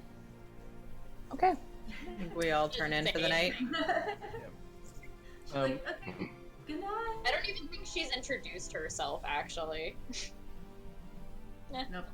Okay. She doesn't. Wrong Just point. goes to bed. Whip is not going to take a room in the inn. He's going to go out and find a tree, Okay. climb up into a low branch. In town or outside of town? Probably stay in town since he wants to like go with his group, but he Okay. doesn't like sleeping indoors. So, are you just doing this out in the open or just trying to find a quiet spot? More or less out in the open, like, you know, if they probably just like the first tree that's big enough that's close to the inn. Meow. Okay. So, that's gonna be.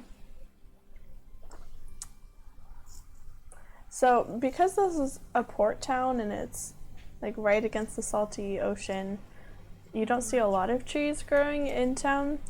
It takes you a little bit farther in along the main road, but then you see there's kind of like a town square with a green out in front of the city hall, and Okay. on the edge of this green there is a sizable tree. It doesn't look unfriendly. All right. Whippoorwill may even have slept in this particular tree before. It's very possible. If he's been in town before, so yeah, he'll just climb up in there and sort of temporarily nest for the night. This is his town tree. Yes. This is a vacation home. Your timeshare. Yes. As Whippoorwillow, it's obvious that he's not going to be staying the night in the inn. I kind of look at the inn rooms and I look at Whippoorwillow and I ask him, where are you going? We've got rooms. The birds are fine.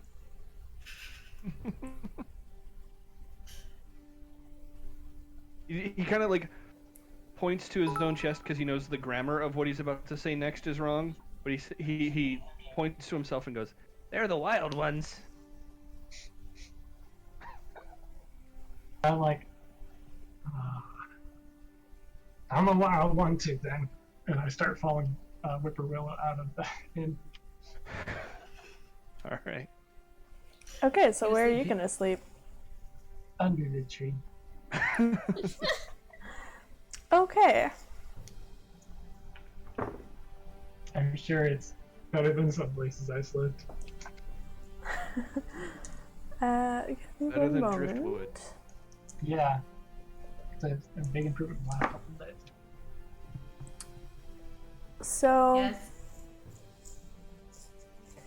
You set up under the tree, just kind of pulling your ginormous, wide-brimmed captain's hat further down over you. It's kind of like huddling in until you're a pile of clothes. Yeah? That's actually a good call.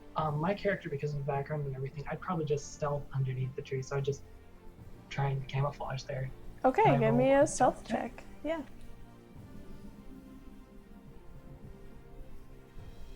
And I will. That's a natural 15 plus 8 is 23. Yeah. So I just So turned into you a pile. You believe you become just a pile of clothes. You turn in for the night and you're bushed. Yeah.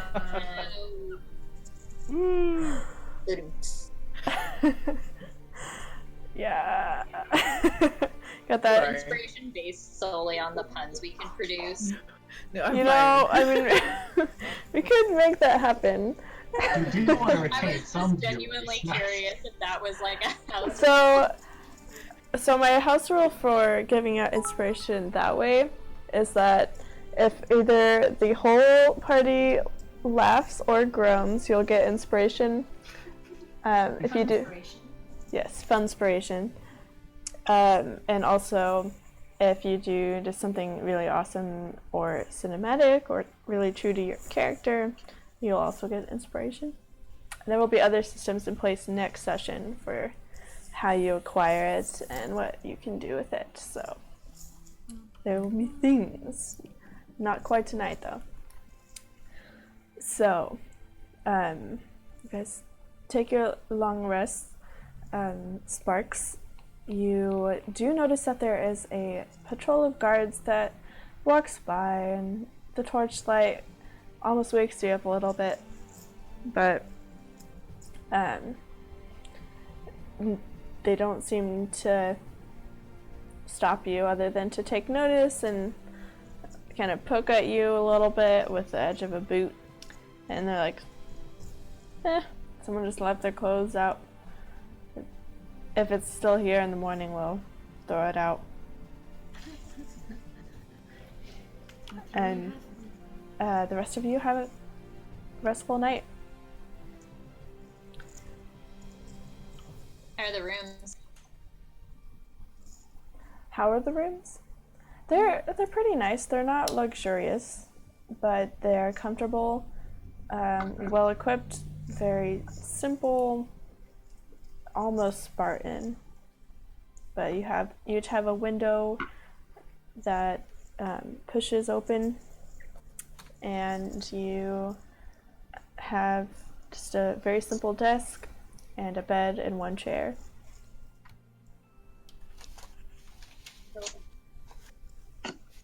That's just curious. Yeah. Rooms are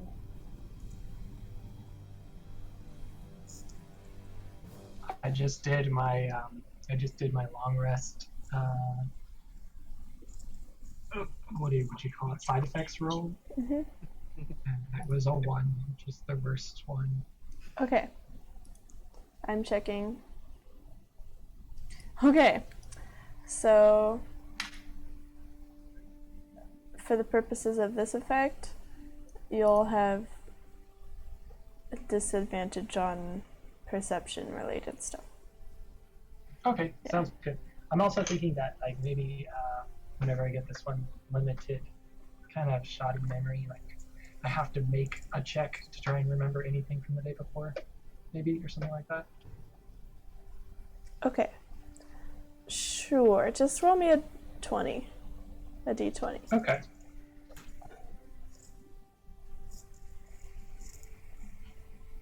What would this be?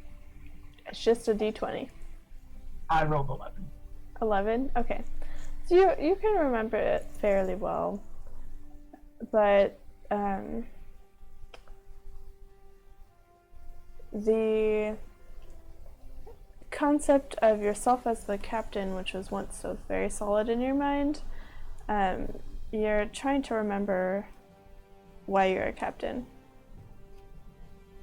Sounds good. Yeah. All right. So you guys wake up, and the scent of meat and potatoes wafts up into your rooms as breakfast is getting prepared. What do you guys do in the mornings? Euripides probably would have gotten up before the sun rose and probably went outside to train for a little bit before breakfast. Okay. That's good. It's like So, Tai Chi wait a or No, what does just it look like? practicing with her long sword, just making sure that she stays, sharp and tight everywhere with her technique. Okay. And then once she smells breakfast, would probably go in. Okay. Sounds good. Beltel would probably be reading and praying. Alrighty. Whip is usually up with sunrise, and he's gonna wander around the green for a little while, using druidcraft to make sure that all of the bushes and flowers and whatever else are planted there are healthy and lively, which is one of the reasons that the people in this town tolerate him when he shows up. Okay. You do your morning and rounds. then, right after he's done the rounds, revitalizing the green, he'll go just poke Sparks a couple times with his beak, and just say, what's the phrase? I wrote it down. Follow the pointy one. And then he's just, like, without waiting to see what Sparks does, he's just going to start heading toward the inn to rejoin the group. I'm just kind of wake up grumbly like, there's the pointy one. We use something else to wake me up. As I kind of fumble after him in my sleepy state. So Aurora won't be waking up early at all. She'll wake up, smells breakfast, or hears other people moving around. And Aurelia will follow her down. She's not changed seasons or anything, so she looks the same as it did before. Okay. And that's Did you know what season you're in? Fall. To Okay. Sure.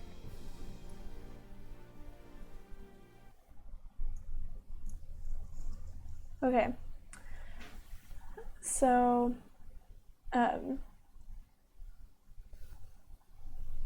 you're just to recap. Sorry, I got a little bit distracted. You're coming down when? Just as people start to make noise, like if she smells breakfast and stuff, she'll roll down, but not early. Okay, sounds good. So you probably make it down there while the rest of them are wrapping up their meal. Probably. Today Mac is serving bacon pancakes with Bacon hash pancakes, browns. making bacon pancakes. That's probably copyrighted. No! If it's less than 8 bars. Okay. Two fine. seconds is fair use. Fine. I listened to a Joe Mantegna interview. It's fine. Oh, good. So she definitely gets a whole bunch of pancakes, and she'll just kind of flop down. They're sitting near each other or anything. She'll flop down and stuffing food in her face, and just kind of asks, "When are we heading out? And where are we gonna go?" Well, should probably head out after we're done. So you should hurry up. Okay, Pointy. I get on it. It's your charm. Euripides. Seripity. I'm Aurora. This is Bong and Whistle. Sparks.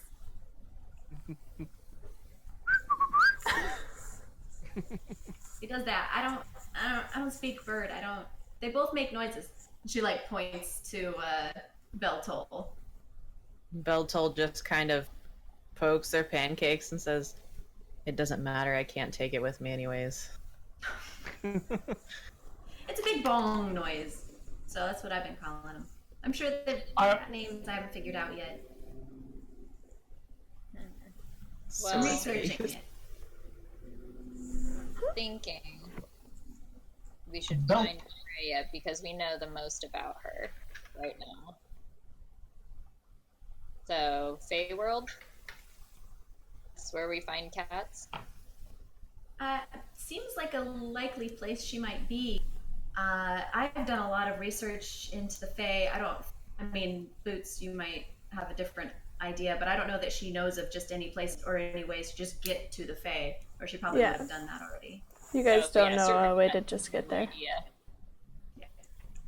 Well, if these two siblings are there, it's not the Feywild, it's the Freywild. Ooh, Frey Wild. Oh man. So you're just gonna get so many inspirations with this I way. can only have one at a time, so... It's gonna get worse. I mean, with between him and Chad. I know. Yeah. Yeah. So we'll figure it out.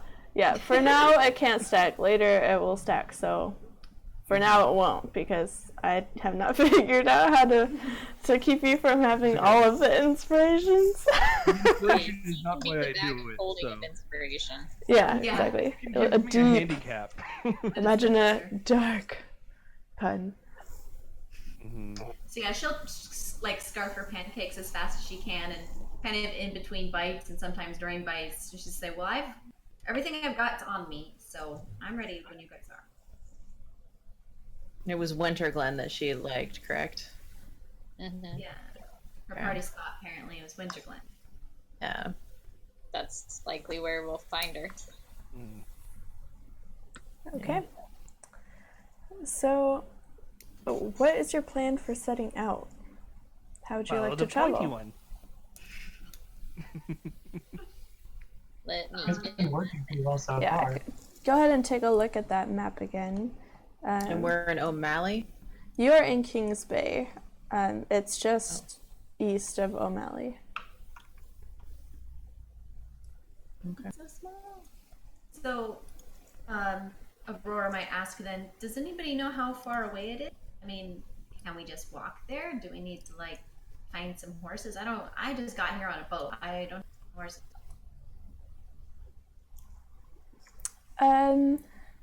Anyone who didn't arrive here just today, you can give me a history check. wait. So who? So you and That'd Whip. be me as well. Yeah. History? Yep, history. History and geography. That's Ooh. a 10. That is a 5 plus 2, so a 7. Or no, I can't fucking count. A 5, sorry. Okay. And then, sorry, what did you get, Whip? 10. 10? Okay. So you know it's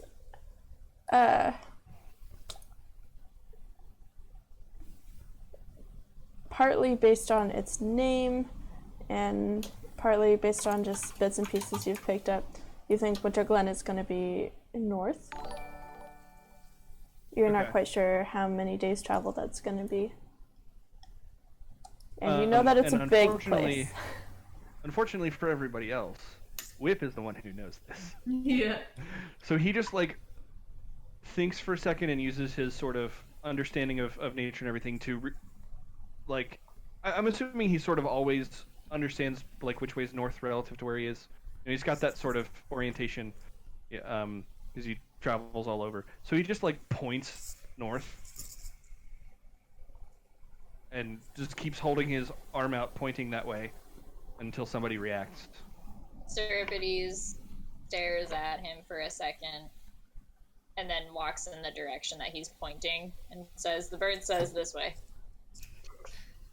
My situation has been increasingly improving, and I've just been following the pointy one, so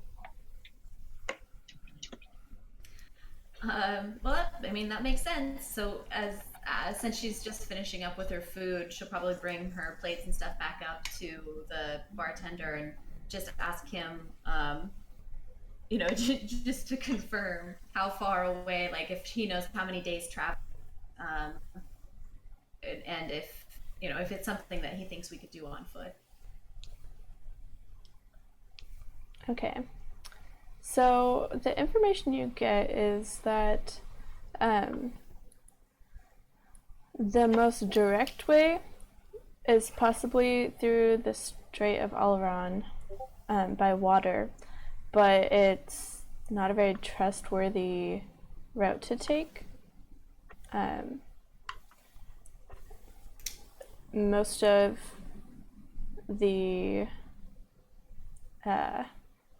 ships actually try to go all the way around Snowdown and go from south to north just to avoid a specific bay that is north of Kings Bay.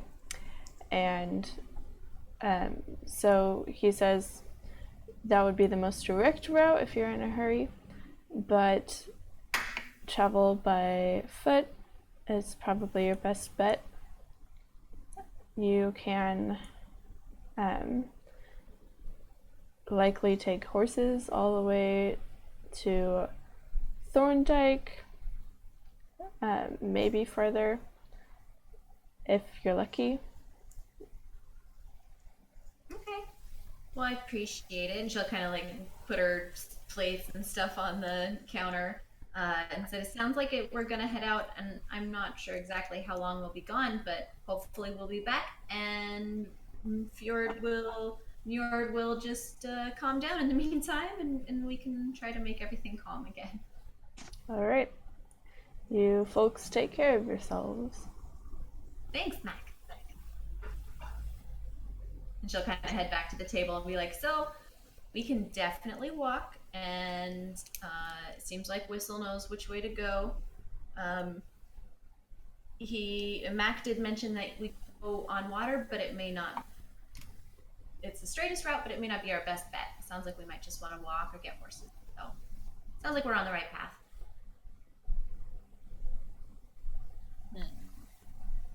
Does anybody else have anything they need to do before they get ready? I mean, I have everything except for my cat. And she like looks around. Aurelia is like by the window or something, laying in whatever sun might exist by now. Mm-hmm. And she just kind of snaps, and the cat eventually she'll like look at her, but lazily make her way over.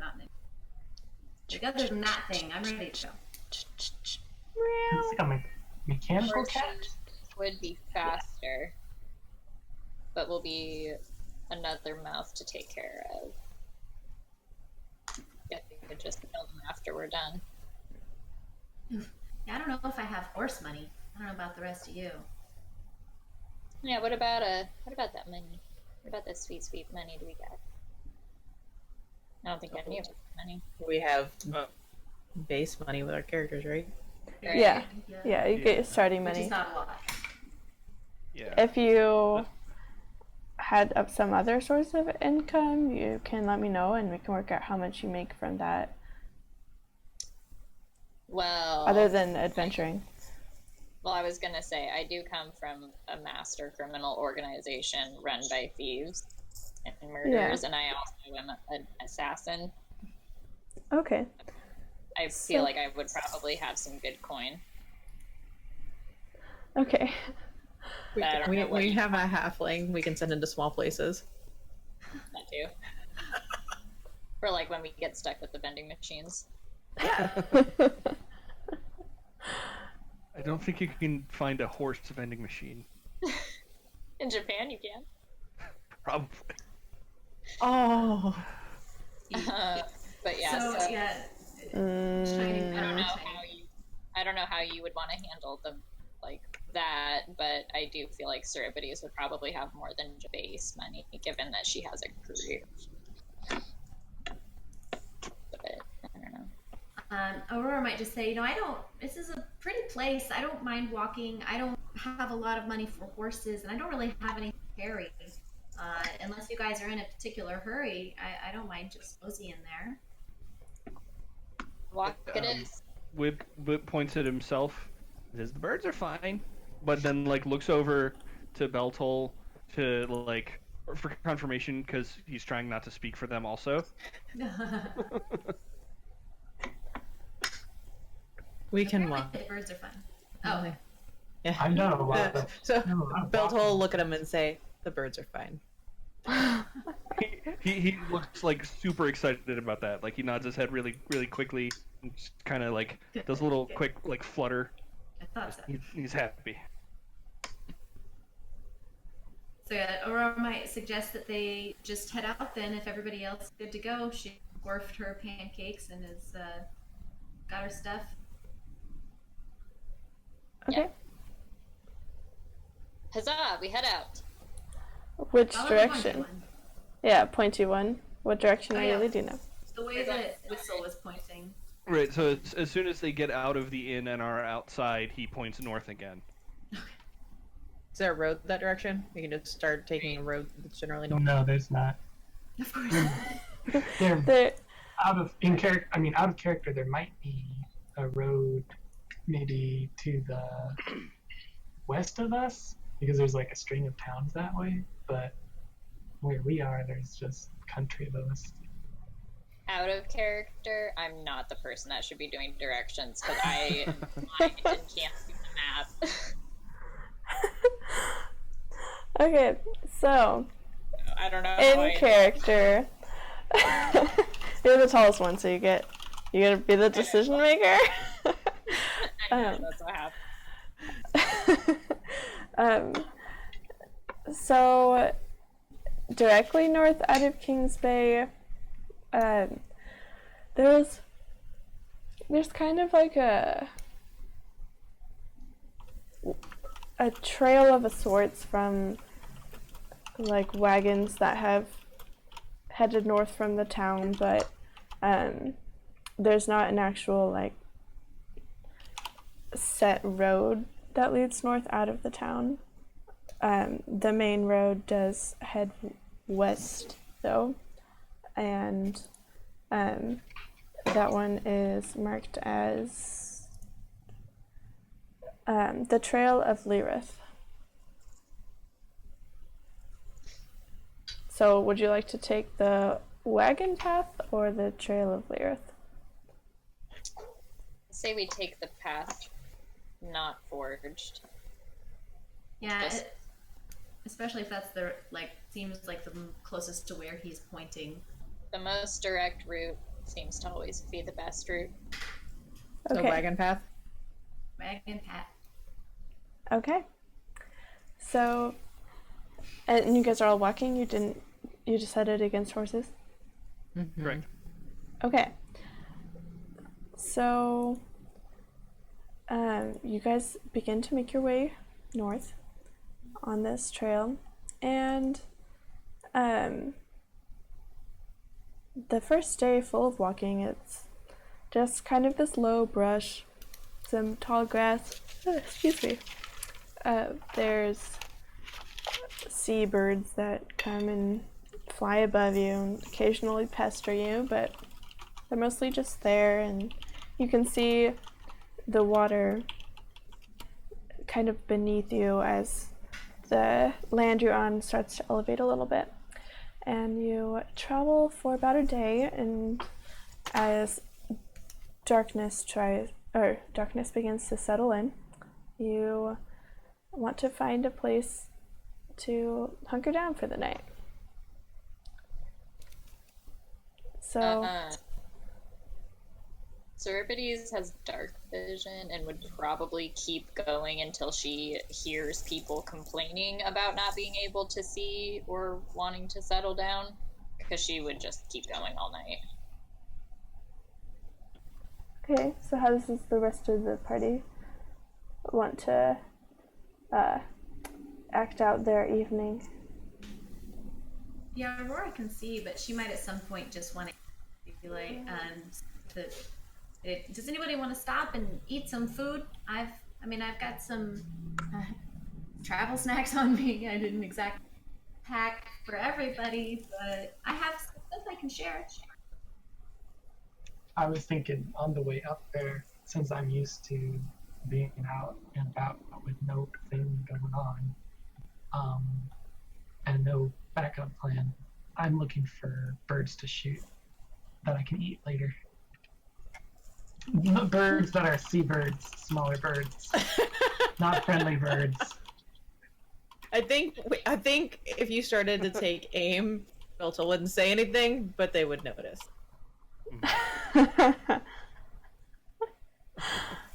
Okay.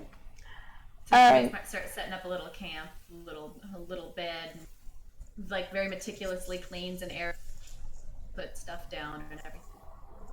Okay. I'm guessing most of you just use like sleeping mats and things like that. Are you going to build a fire? I guess I don't know what the weather is like out here. What does it feel like? Necessary? It's a little bit overcast, but it's not cloudy like rain, and it's not blue skies either. It's kind of in between.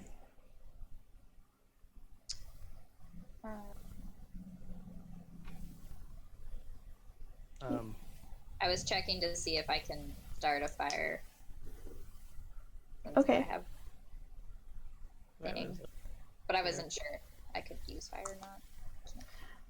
If you have a flint and steel or a spell, That's what I was checking for. Yeah, Okay. the default explorer's kit usually comes with a tinderbox.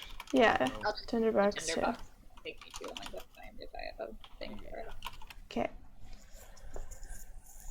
Sounds good. So, just give me. Yeah, I have prestidigitation too, but she won't do that. She's gonna stand by.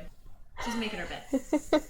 Okay, so Cerebrides, make me just a quick survival check as you work on starting this fire. Okay. Although I did actually find my cantrip that I can do to start a fire at will. Okay. Is that okay? Or That's do you want me to that's fine. You can totally do that. I used my thaumaturgy cantrip, and so before this, I I make my little tent, kindling and such with leaves and a little thing. I've done this before. And Cerebrides crouches down, sits like this, and stares super intensely at the branches. And then one little teeny tiny fire starts. Okay. Little tiny one, and she blows on it, and it gets bigger.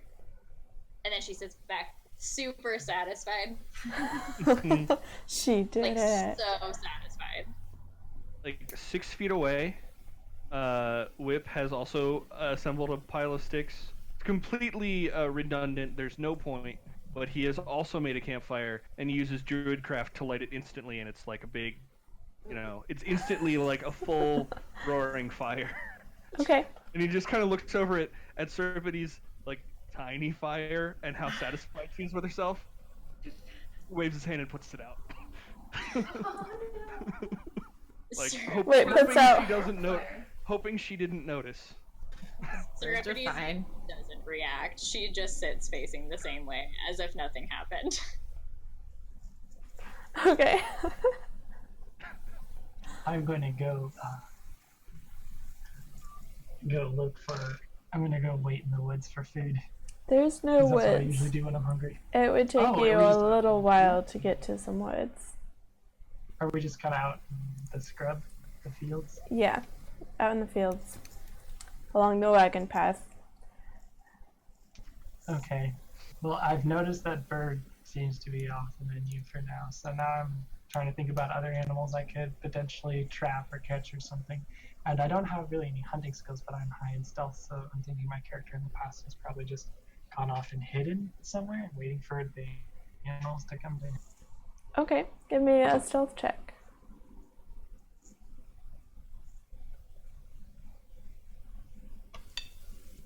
Thought I lost my dice there for a second. So that is a 11 An 11. Okay. with a +8 modifier, so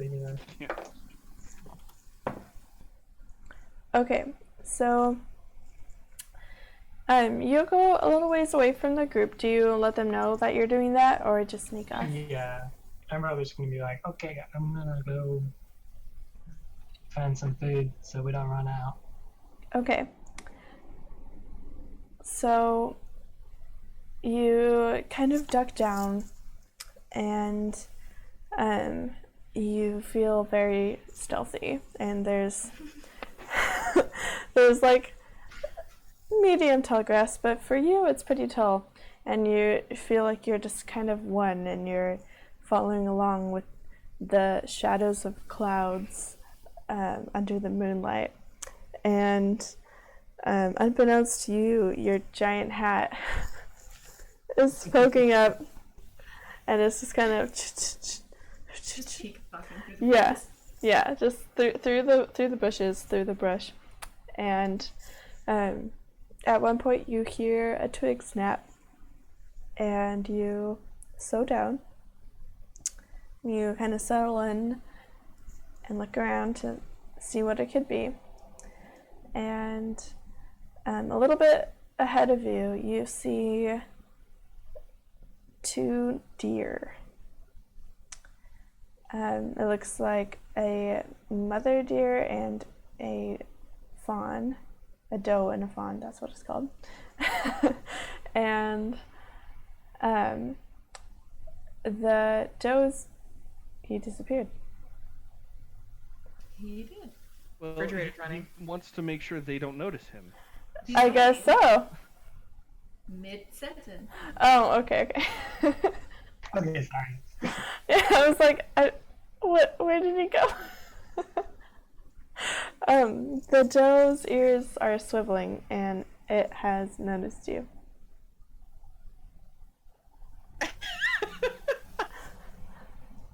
Hi, roommate. So I It's guess the human. The deer now played by the roommate. Yes, Yeah. he has noticed you. Walk on roll. okay. So I guess I tried to shoot it with my crossbow.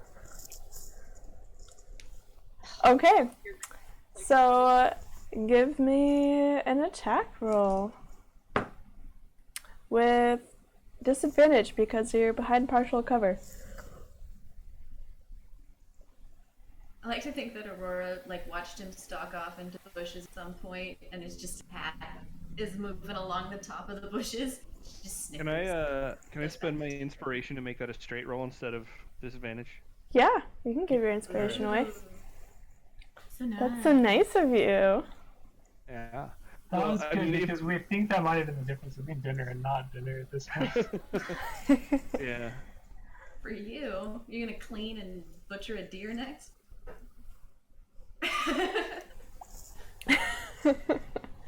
This would be a bad time to point out that about 15 minutes ago, Whip wild shaped into a deer. Oh no! That's a lie. That's a lie. Be So careful. did I get Campaign, thanks guys. Yeah. no disadvantage or? was Yeah, that- no disadvantage, just a straight roll. Okay, so I'll just Thanks pretend to- it was the first one I rolled. And that is a 18. 18. Okay, an 18 does hit. It is immediately startled at this shot from the crossbow bolt, and it stumbles for a moment and then begins to dart off into the bushes.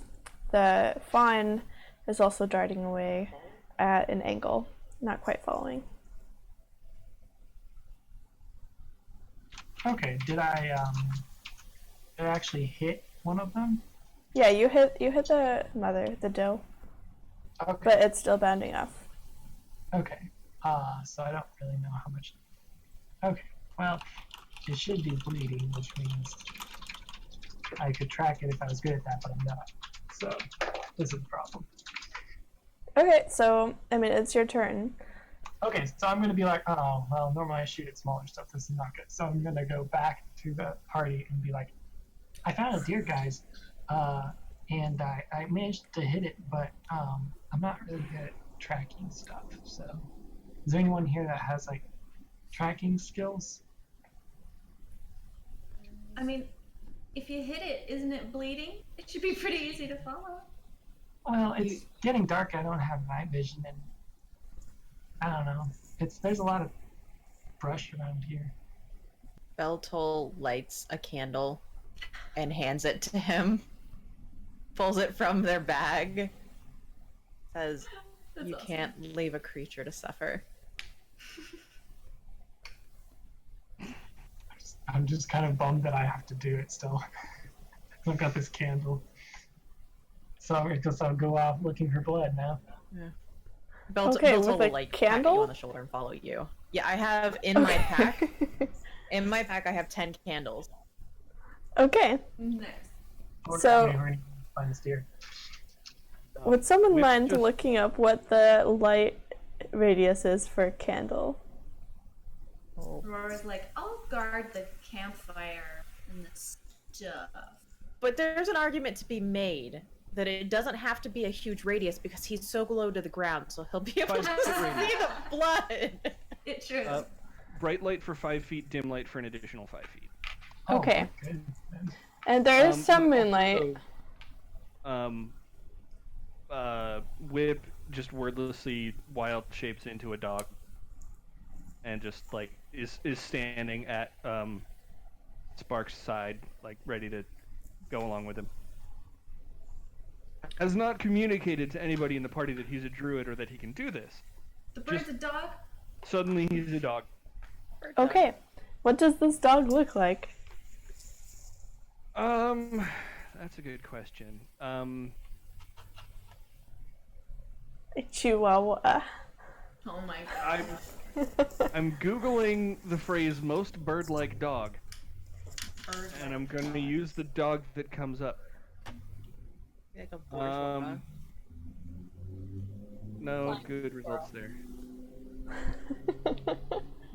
Aurora's just looking back and forth Yeah. in shock. Flabbergasted. Yeah, let's just say he's a golden retriever. Okay. Seems on brand. Alright. Sweet puppy. Mm-hmm. Do you keep any bird-like aspects? The only thing that stays is that, Whip has a collar, like, that he normally wears that's, like, it looks kind of like shamanistic, or, like, collar necklace thing, like, sort of a choker, sort of a necklace that's got a couple dyed feathers that hang off of it, and you know, some other, like, beads and other things like that. And that's also on the dog. Okay. But none of the rest of Whip's equipment or gear is visible. It just sort of like is hidden in the wild shape. Okay. Sounds good. So I'm like, where did the bird go? Serpides How did this jumps up dog and yells, get a here?" shapeshifter. The bird And turned like into the pulls dog. her sword out. Yeah, Whip just like barks and starts like panting eagerly. Oh, the dog's our friend. It's Where did the magic. bird go? The bird turned into the dog. I'm sure it's fine. Whip goes over and stands next to Beltol, like looks up at them, and then looks forward and looks up at them and looks forward, trying to like communicate we're the same. It's Well, probably I not just super realized clear. that Serpides yelled out that she was a shapeshifter, so she would know where you went. It's like, Yeah. the birds are fine? Yeah, the birds are fine. And Beltel pats the dog's head. So I look at the dog and I'm like, oh, it's got his collar. I bet he knows where it is. Do you know where he is? Serpides puts away So- her sword and just says, "It's the bird." Mm-hmm. I And, just kind of look confusedly at him. Whip, being bad at communicating in all forms, is now has decided that the group understands that he's the dog, and he's going to try and locate this deer. So I'm going to do a perception check, and when dogs do a sneef, they They have get to advantage do- on the perception check. Yeah. So 13 on the die, and I have +5 to perception, so 18. Okay. That's great. What's your movement speed? As a dog, Your dad it is movement 40 speed. feet. 40 feet. Okay. So you're able to run ahead of the party if you would like to with your sniffles. Right. So once he picks up the scent, he's just gonna kind of trot off in that direction, not necessarily trying to like go full speed because he doesn't want to lose Sparks or anyone else who might be following, but to go on ahead and find it as quick as you can. Okay. Sounds good. So, it's pretty easy to follow, especially with the fact that you're following by scent. There's quite a bit of blood, and you make it into a glen, and next to a fallen log, this deer is kind of slowly limping away from you, and it has not apparently noticed you. Okay. Does it look like it's bleeding out and it's just a matter of time until it dies, or does it look like it needs to be finished?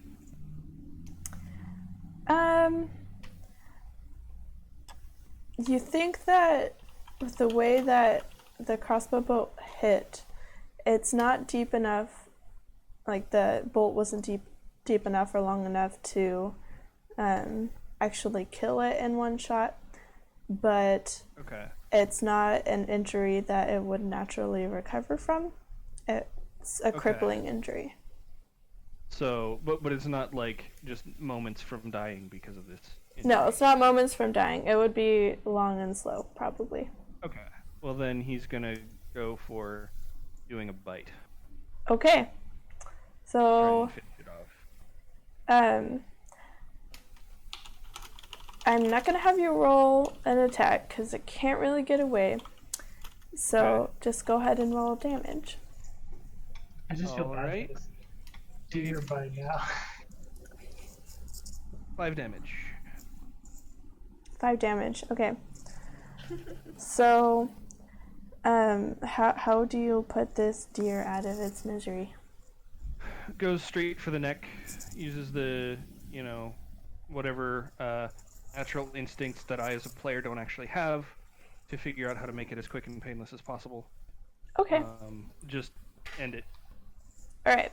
So, you go for the jugular and kind of hold it and make sure that it's finished all the way. Mm-hmm. And it's in its kind of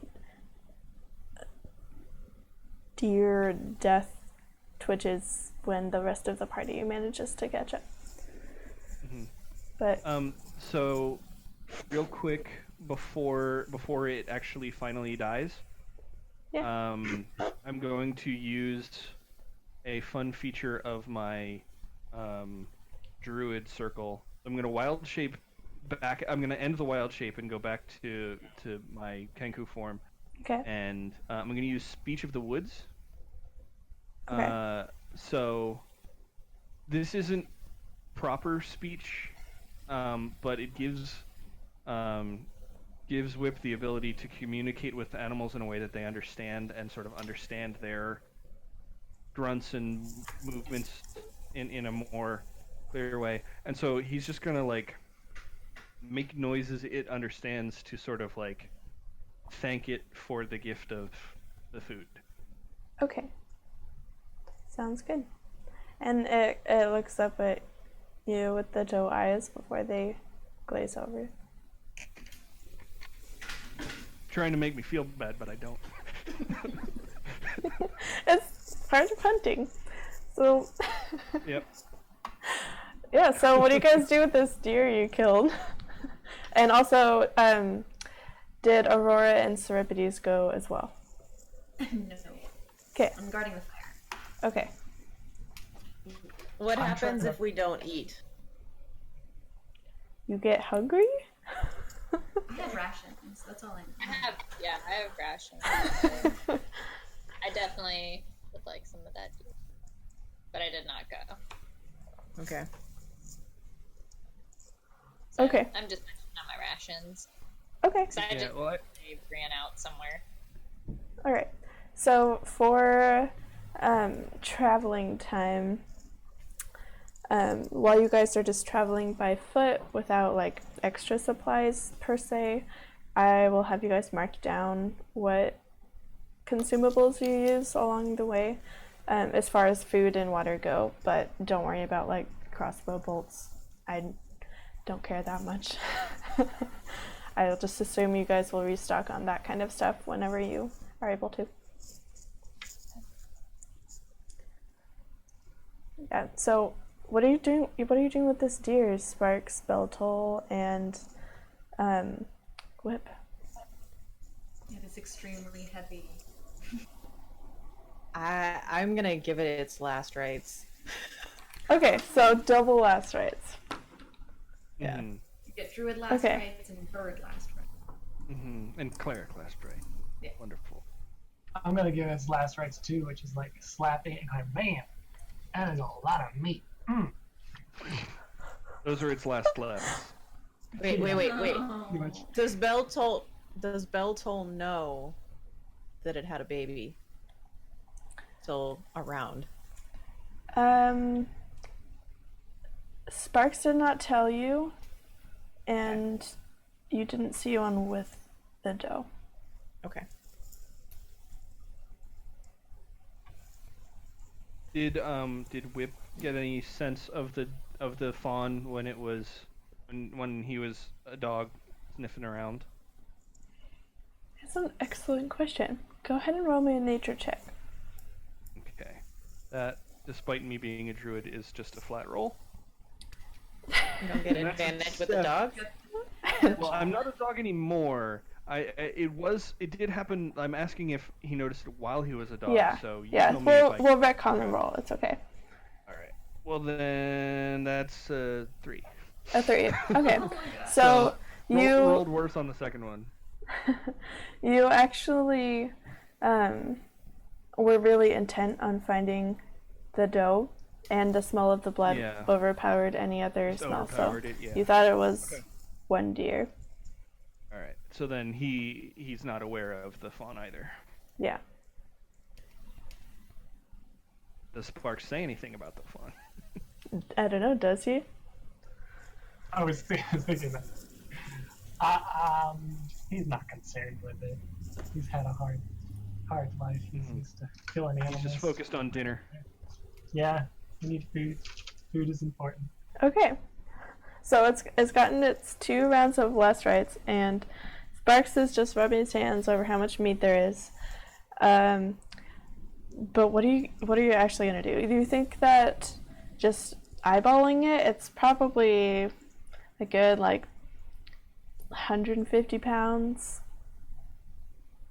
Yeah, not a huge deer, but sizable. I'm just gonna be like, we should probably gut this here, and that way we don't have any critters around our camp at night. Yeah. Do you know how to gut a deer? I'm Sparks. assuming I know how to gut animals, given I've spent so much time wandering and eating off the land. Not necessarily. Maybe I haven't gotten a large animal that very much because I usually go for birds or just whatever I can eat in a sitting. So roll me a medicine check. You could live Was there that a medicine? Yep. like a tauntaun. I got the 7. A 7. Okay. You think you do know how to do it. I got this guy. Oh no. Oh, that's normally not that much blood! Can Whip use shape water to help keep the blood off of him and drain the... Okay. Yeah. Are you shape watering the blood? Yes. That's what I'm asking if I can. That's what he's gonna try to do. I'm just seeing the blood spurt out, but then angling around and missing me. It's like, ooh, that's Yeah. handy. Mm-hmm. I'm gonna roll percentile dice and we'll see how it goes. Because blood is not technically Blood is not the same pure as water. water. Yeah. So that's 52%. So it sort of works, but not super Right. well. So you keep it Maybe I out of can- Yeah, all I can do is keep it from spraying directly into Sparks' face. keep it out of his eyes or whatever. Fun. Alright, well, he does that. Okay, so I go about trying to cut this thing up and get meat off of it safely. Can Beltol just kind of sigh at them and then try to assist? Yeah. So you can also roll a medicine check. 11 plus 3 is 14. 14. Okay, so you start working on kind of the other end. So he's like in the stomach, and you're like working, skinning it, and you're doing a lot cleaner job. And I'll just fast forward from here, and we'll say eventually you get around to like bringing some meat back. Some of it was spoiled from the guts kind of spilling and getting into stuff. So any of you who have prepared meat know that that's not going to be very good for you. But you get some haunches and some shoulders, and you think that as long as you can preserve it, it would be at least a few days' food. I probably definitely know nothing about preserving meat. I just eat it and, yeah, cook it and eat it. We can pre-cook a bunch of it and throw it in a bag. Ziplocs, food! Deer jerky. Ladder. Okay, so you bring it back. Who's carrying stuff back? Well, seeing as I'm covered in blood already, I'll carry as much as I can. Okay. Tiny hat. Yeah. We all need to just take help some. with of it.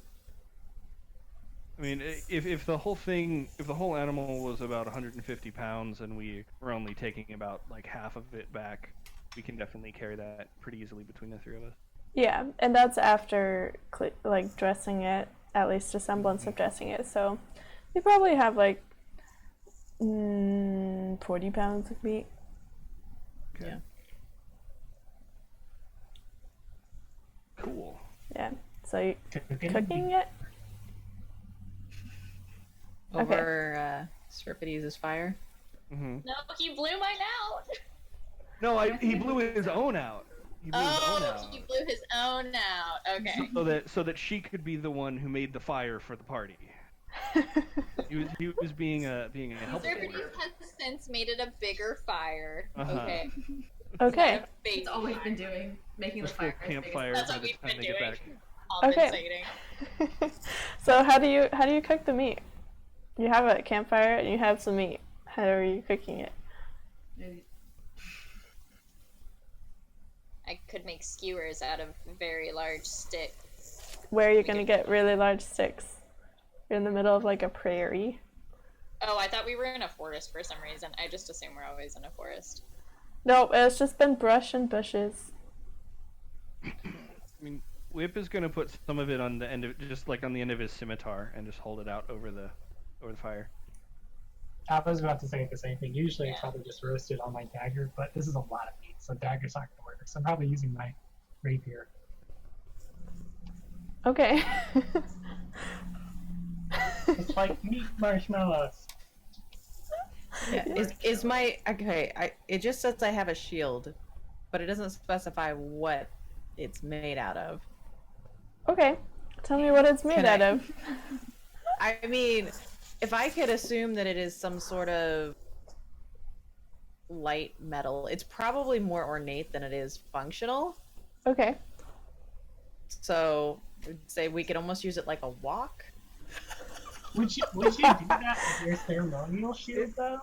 I mean, There's lots of I mean, bread. I would argue that if a shield is sturdy enough to actually give you +2 AC, it's sturdy enough to be held up. Like as long as you don't put it all the way down in the fire, like in the hottest part. I can clean Okay. You could So do how with are it. you holding the shield over the I'm- fire? I'm fire resistant. I can literally just chill in the fire. Hold it.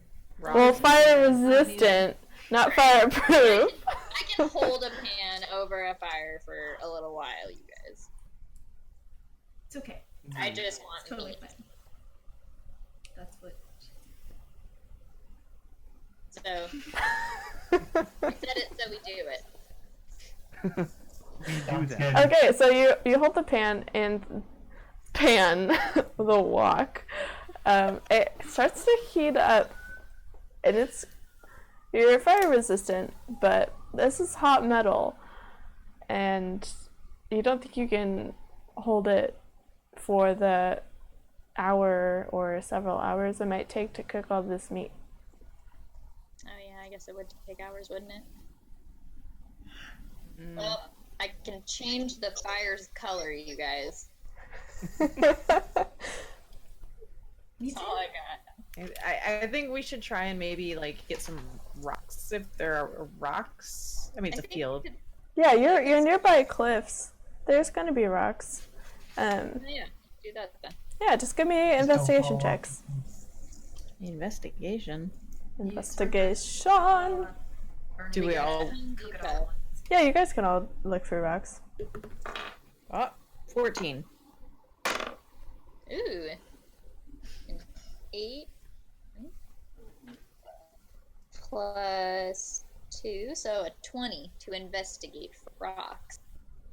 Okay, yeah, you guys find some rocks, and Cerebrides, you actually find one that's kind of like a chunk of slate, and you think it'll work perfectly. I found the shit out of some rocks. You did. I don't even Found say the best anything. rocks. I don't say anything about what everybody else brought. I just kind of throw my slab down. You're Definitely a won't rock take you for star. granted. Oh my god. Shame. I like that. So now you have a rock and a walk. So Nice. That's like a Dr. Seuss book. is that a walk-it in your pocket? We had a rock and we had a river. Okay, so you cook the meat. Are you seasoning it with anything? Well, little S&P maybe. I'm just kidding. I don't know if I had spice. I don't think so. Yeah. I mean, I don't have anything that I could use. I have oil. You could fry Isn't it. that lamp oil? Yeah, I think that's like for a torch. Don't Ew. recommend it. Okay, so yeah, you cook it up. It's being cooked. You can cook it to whatever length you desire. This is a cooking show now, guys. Cooking. This is about hunting and cooking. Yeah. Right. So How done? yeah, how well done. And you guys cook it all up and stow it away in your backpacks, probably. Are we doling out the deer like between all of us, or just the people that hunted and caught it? Like, what's the scoop? What do you guys want to do? I mean, Whip is definitely offering it to the people who weren't part of the hunting group. So if they want some, they can have some. If they don't, he's fine with that too. Yeah, Sure. Aurora might take some for that night, but she won't take a whole bunch or anything. Yeah, I think Serpides would probably say thank you, but do the same as Aurora. Yeah, I'm Okay. looking at it, Very much. and I've not really had too many experiences storing meat or keeping meat, so I'm just kind of not sure if I want to keep any and drag it around, or if I should just leave it behind. But I kind of don't like it leaving it behind. Okay.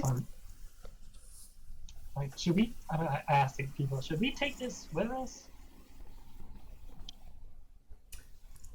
it's your I- dear friend. Yep. I believe How you're- much? How many pounds did you all eat?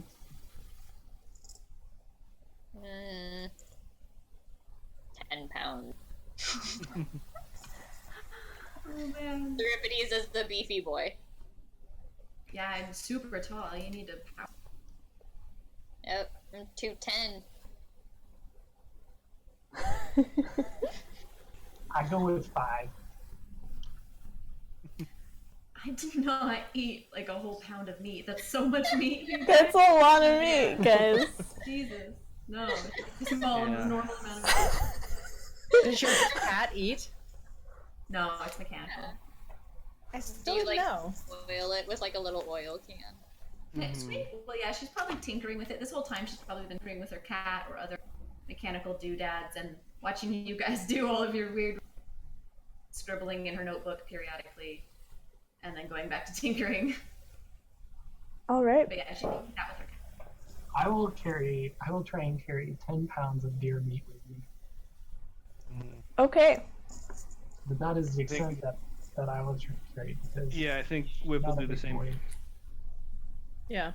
because that's still a lot, and Yeah. that's way more than we'll keep for very long unless we can do something to it. Imagine how terrifying it is to see a giant bird eating a deer. Well, I mean, ravens, vultures, Yeah. eagles. Yeah, but Visualize Yeah, well, giant raven. When its beak is the size of your forearm. Yeah, that's Yeah, it's a little pretty scary. different. sink your beak into it. Mhm. Mm. Right. All right.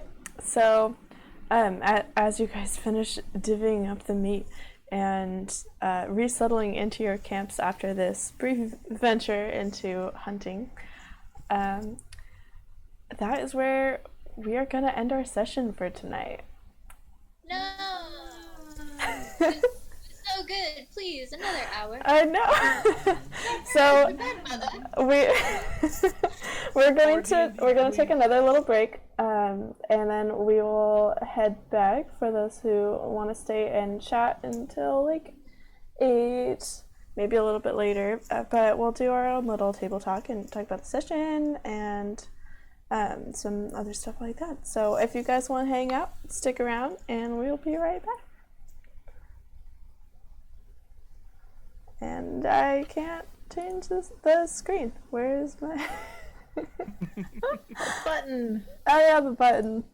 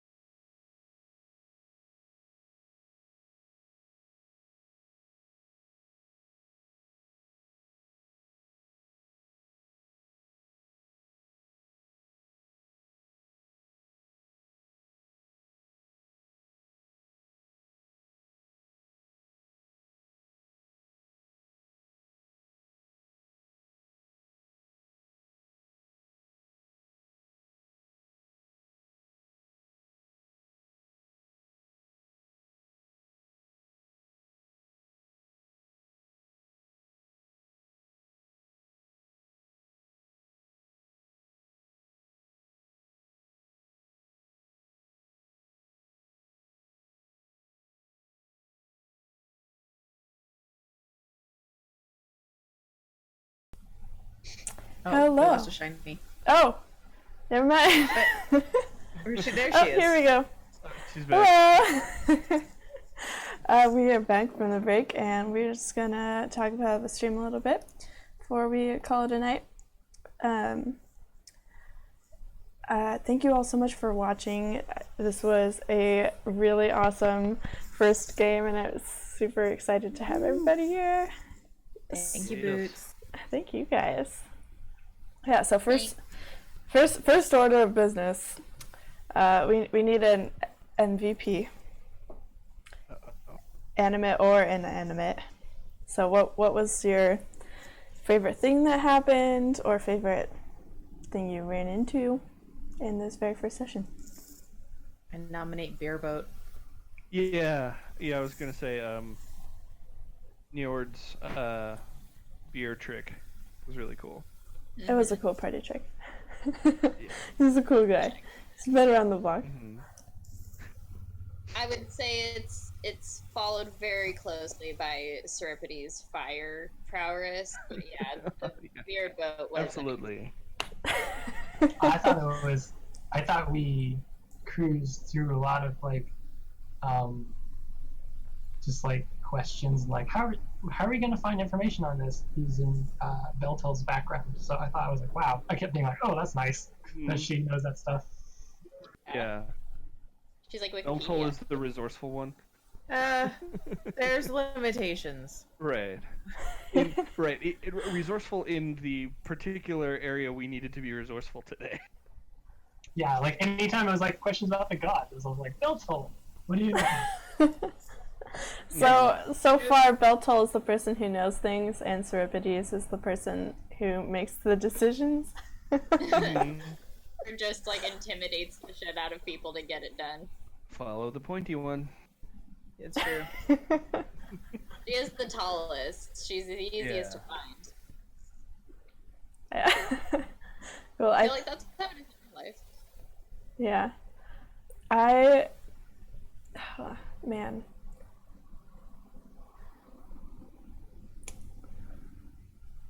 I think I have to agree with those ones. Like, those were all moments that were pretty memorable for me, too. The body steak was also pretty good. Yeah. No, don't go in there. Don't go in there.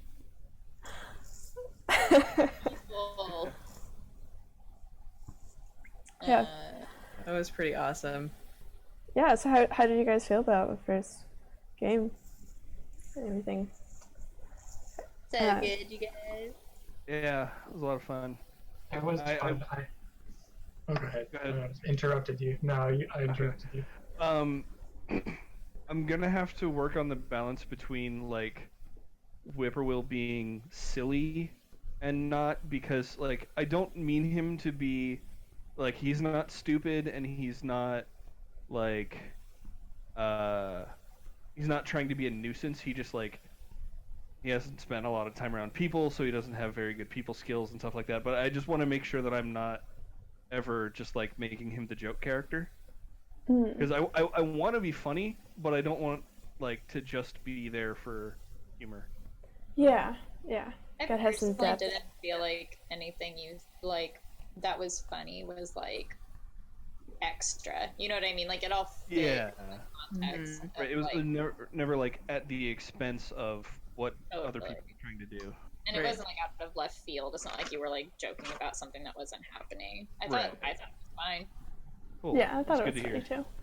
But yeah, I totally see And, where you're and coming like, he's not going to be the kind of joke character that breaks the fourth wall or anything. from. Okay. Not that I have a Paulton. problem with that, but that's not my Yeah. intent. So, did any of the rest of you feel like you kind of figured out your character a little bit better now that we've played that first session? I feel like it always takes me a little bit longer to completely figure out a character, Yeah. Yeah. and trying to get in Beltol's headspace is actually really hard for me to get in and stay in. Really, I feel like you did such a great job. Like, I mean, I think we all did really well, but like, Yeah. I think definitely stayed like true to your character the most consistently, and like the most consistently in every situation, which like I thought was pretty cool. Yeah. Well- I was like loosely keeping an eye on chat, and I saw a few comments like, Belto is so mysterious and interesting. Well, had they found out that there was a fawn that was now on their own, you would have gotten that deer reanimated. So. Oh You got dear. lucky. Whip would have done something about the fawn if he'd known about it too. I was thinking about like whether he would try to wild shape into a deer and like convince it that it was the mom And lead then, it like, into get to danger. follow along with him. Aw, that that's so sweet. A deer trying to climb up in the tree to sleep with Whip at night. Imprinting, yeah. Shiny, I think you were muted because I see your mouth moving. Can you hear me now? Yeah. Yes. Oh. Yeah. But I was figure out Aurora little bits at a time, I think.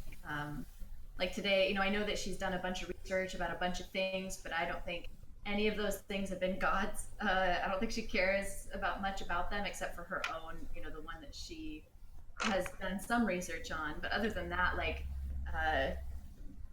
keeping track of the local gods and stuff, or who is, or a lot of sense for that. So I think that'll be interesting. I think we did have questions about missing some of the people from the party, though. If somebody asked in the chat. Yeah. Oh, okay. I missed that. So, like just what's going to happen with them? Well, just so that yeah, they go had ahead. noticed that we didn't have the whole party. Okay, yeah, I did mention that in the beginning, but it would be good to go over that again, I think, for anyone who's still here or wants to watch later. We have 2 more players who aren't here yet. Is that correct? Yeah, 2 more. I was like, wait, how many do I actually have? Yeah, so we have 7 players total, and 2 of them were not able to make it tonight.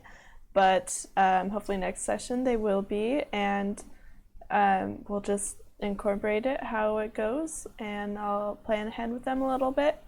But yeah, it'll be really fun to have all 7 players in here when we do, and the people who didn't show up are Inoki Bullet, who is a Myconid Druid Circle of Spores, and then Deirdre Rhiannon, who is a human bard whose instrument is dance, amongst some other like little side flavoring things.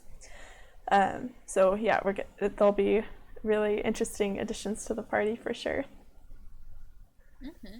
Yeah. Yes. And lastly, I had one more question. You don't have to go too into depth if you don't want to, but what is each of yours inspiration for making this character?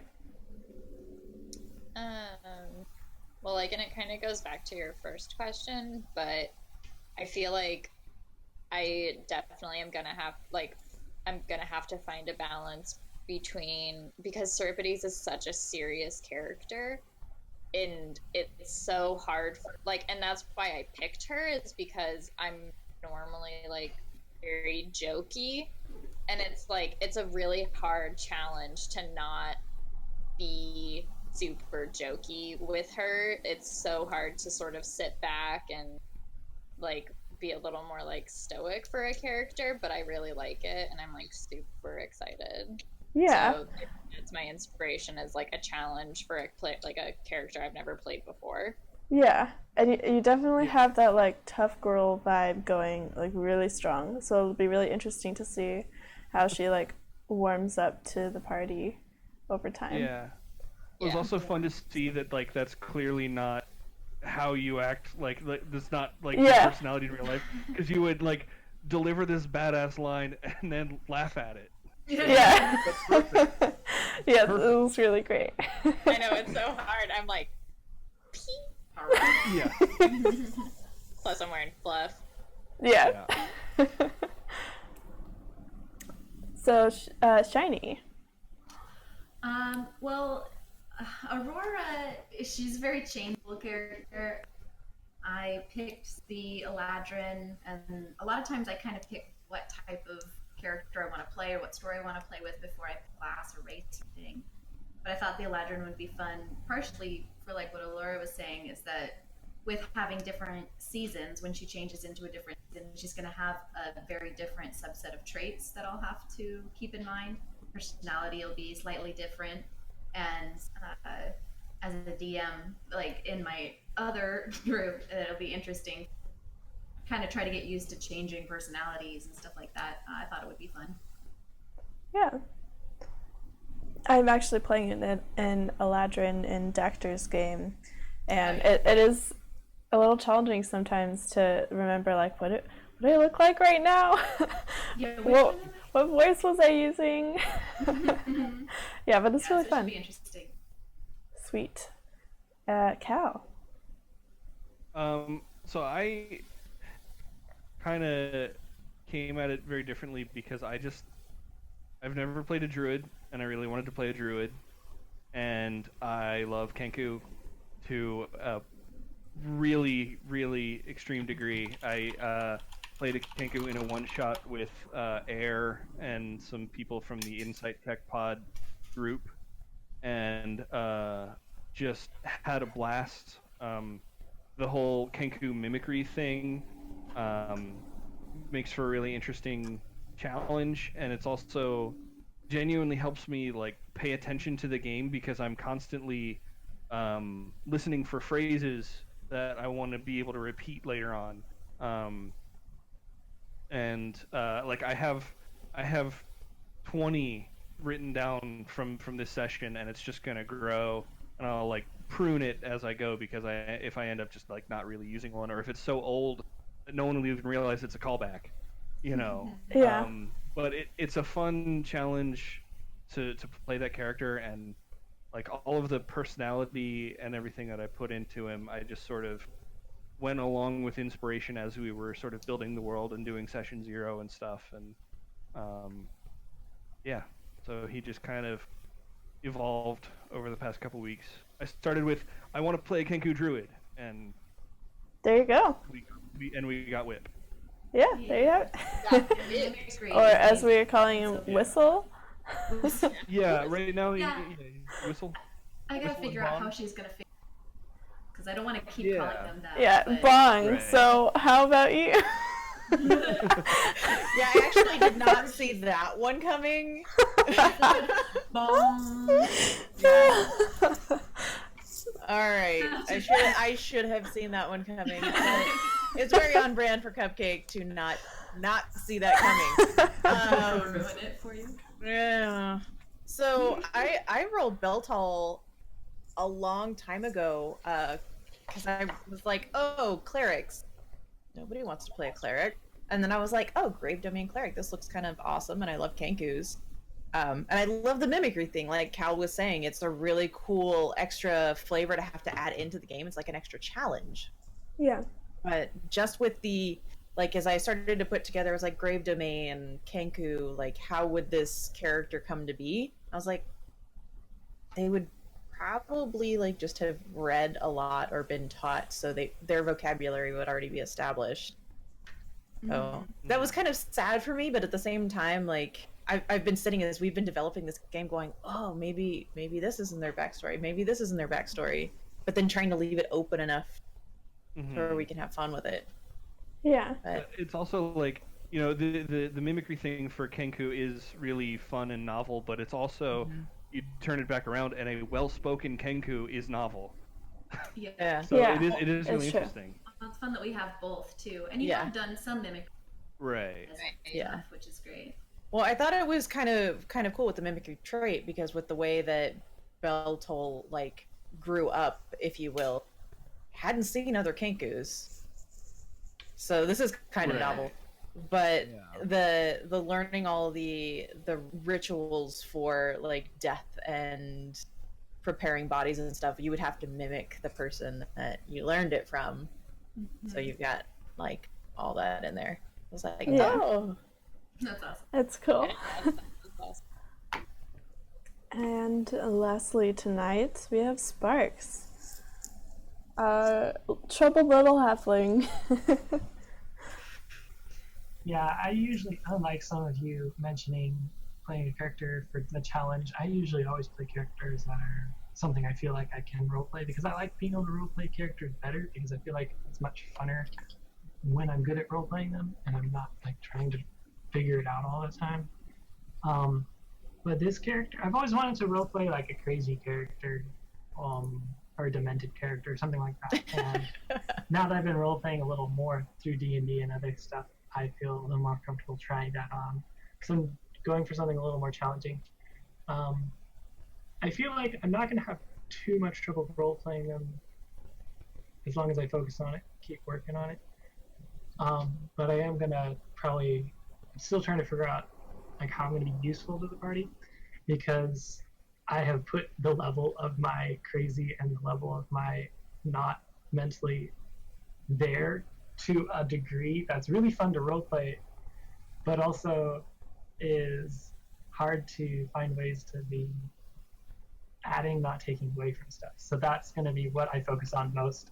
Roleplay will be second, but mostly I'm just going to try and make sure my character stays within parameters that are actually helpful to the party and not just like constantly dragging people off to the side to do random stuff because my character is crazy. It's a really fun character. Yeah. I think it will be a lot of fun, but I'm definitely going to try and take the backseat from you guys and not be as vocal as I have with other characters, just because I'm not going to, most of the times when I'm adding something, it's not going to necessarily be that relevant to anything. So, and as I go, hopefully I'll find ways to actually make what I'm adding relevant and kind of twist it at the same time. Yeah. Yeah, that is quite a challenge, especially because you're playing your character that has some kind of like illness or mental illness, and you want to like represent that well. But it'll be really fun to see how your character develops and like whether he can like figure out a way to function in a way that becomes the group's normal kind of thing. Right. Yeah, it'll be interesting. Yeah, we've got a big variety. So yeah, it's quite a cast, and I'm super excited. Thank you guys so much for wanting to be a part of this. Thank you for listening. Yeah. So for those of you watching, we will be back here in 2 weeks from now. So that's going to be February 12th, I believe. Right before Valentine's Day. Yes, right before Valentine's Day. Getting saucy. Yeah. And we might have a big mushroom present for you. Yeah. Wow, that's terrible. That's Doctor would approve, though, you know it. He would. Yeah, it's true. But yeah, it'll be same time as this week, 4:30 to 8, and we hope we'll see you there. So everybody have a good night, and may the wind be ever at your back.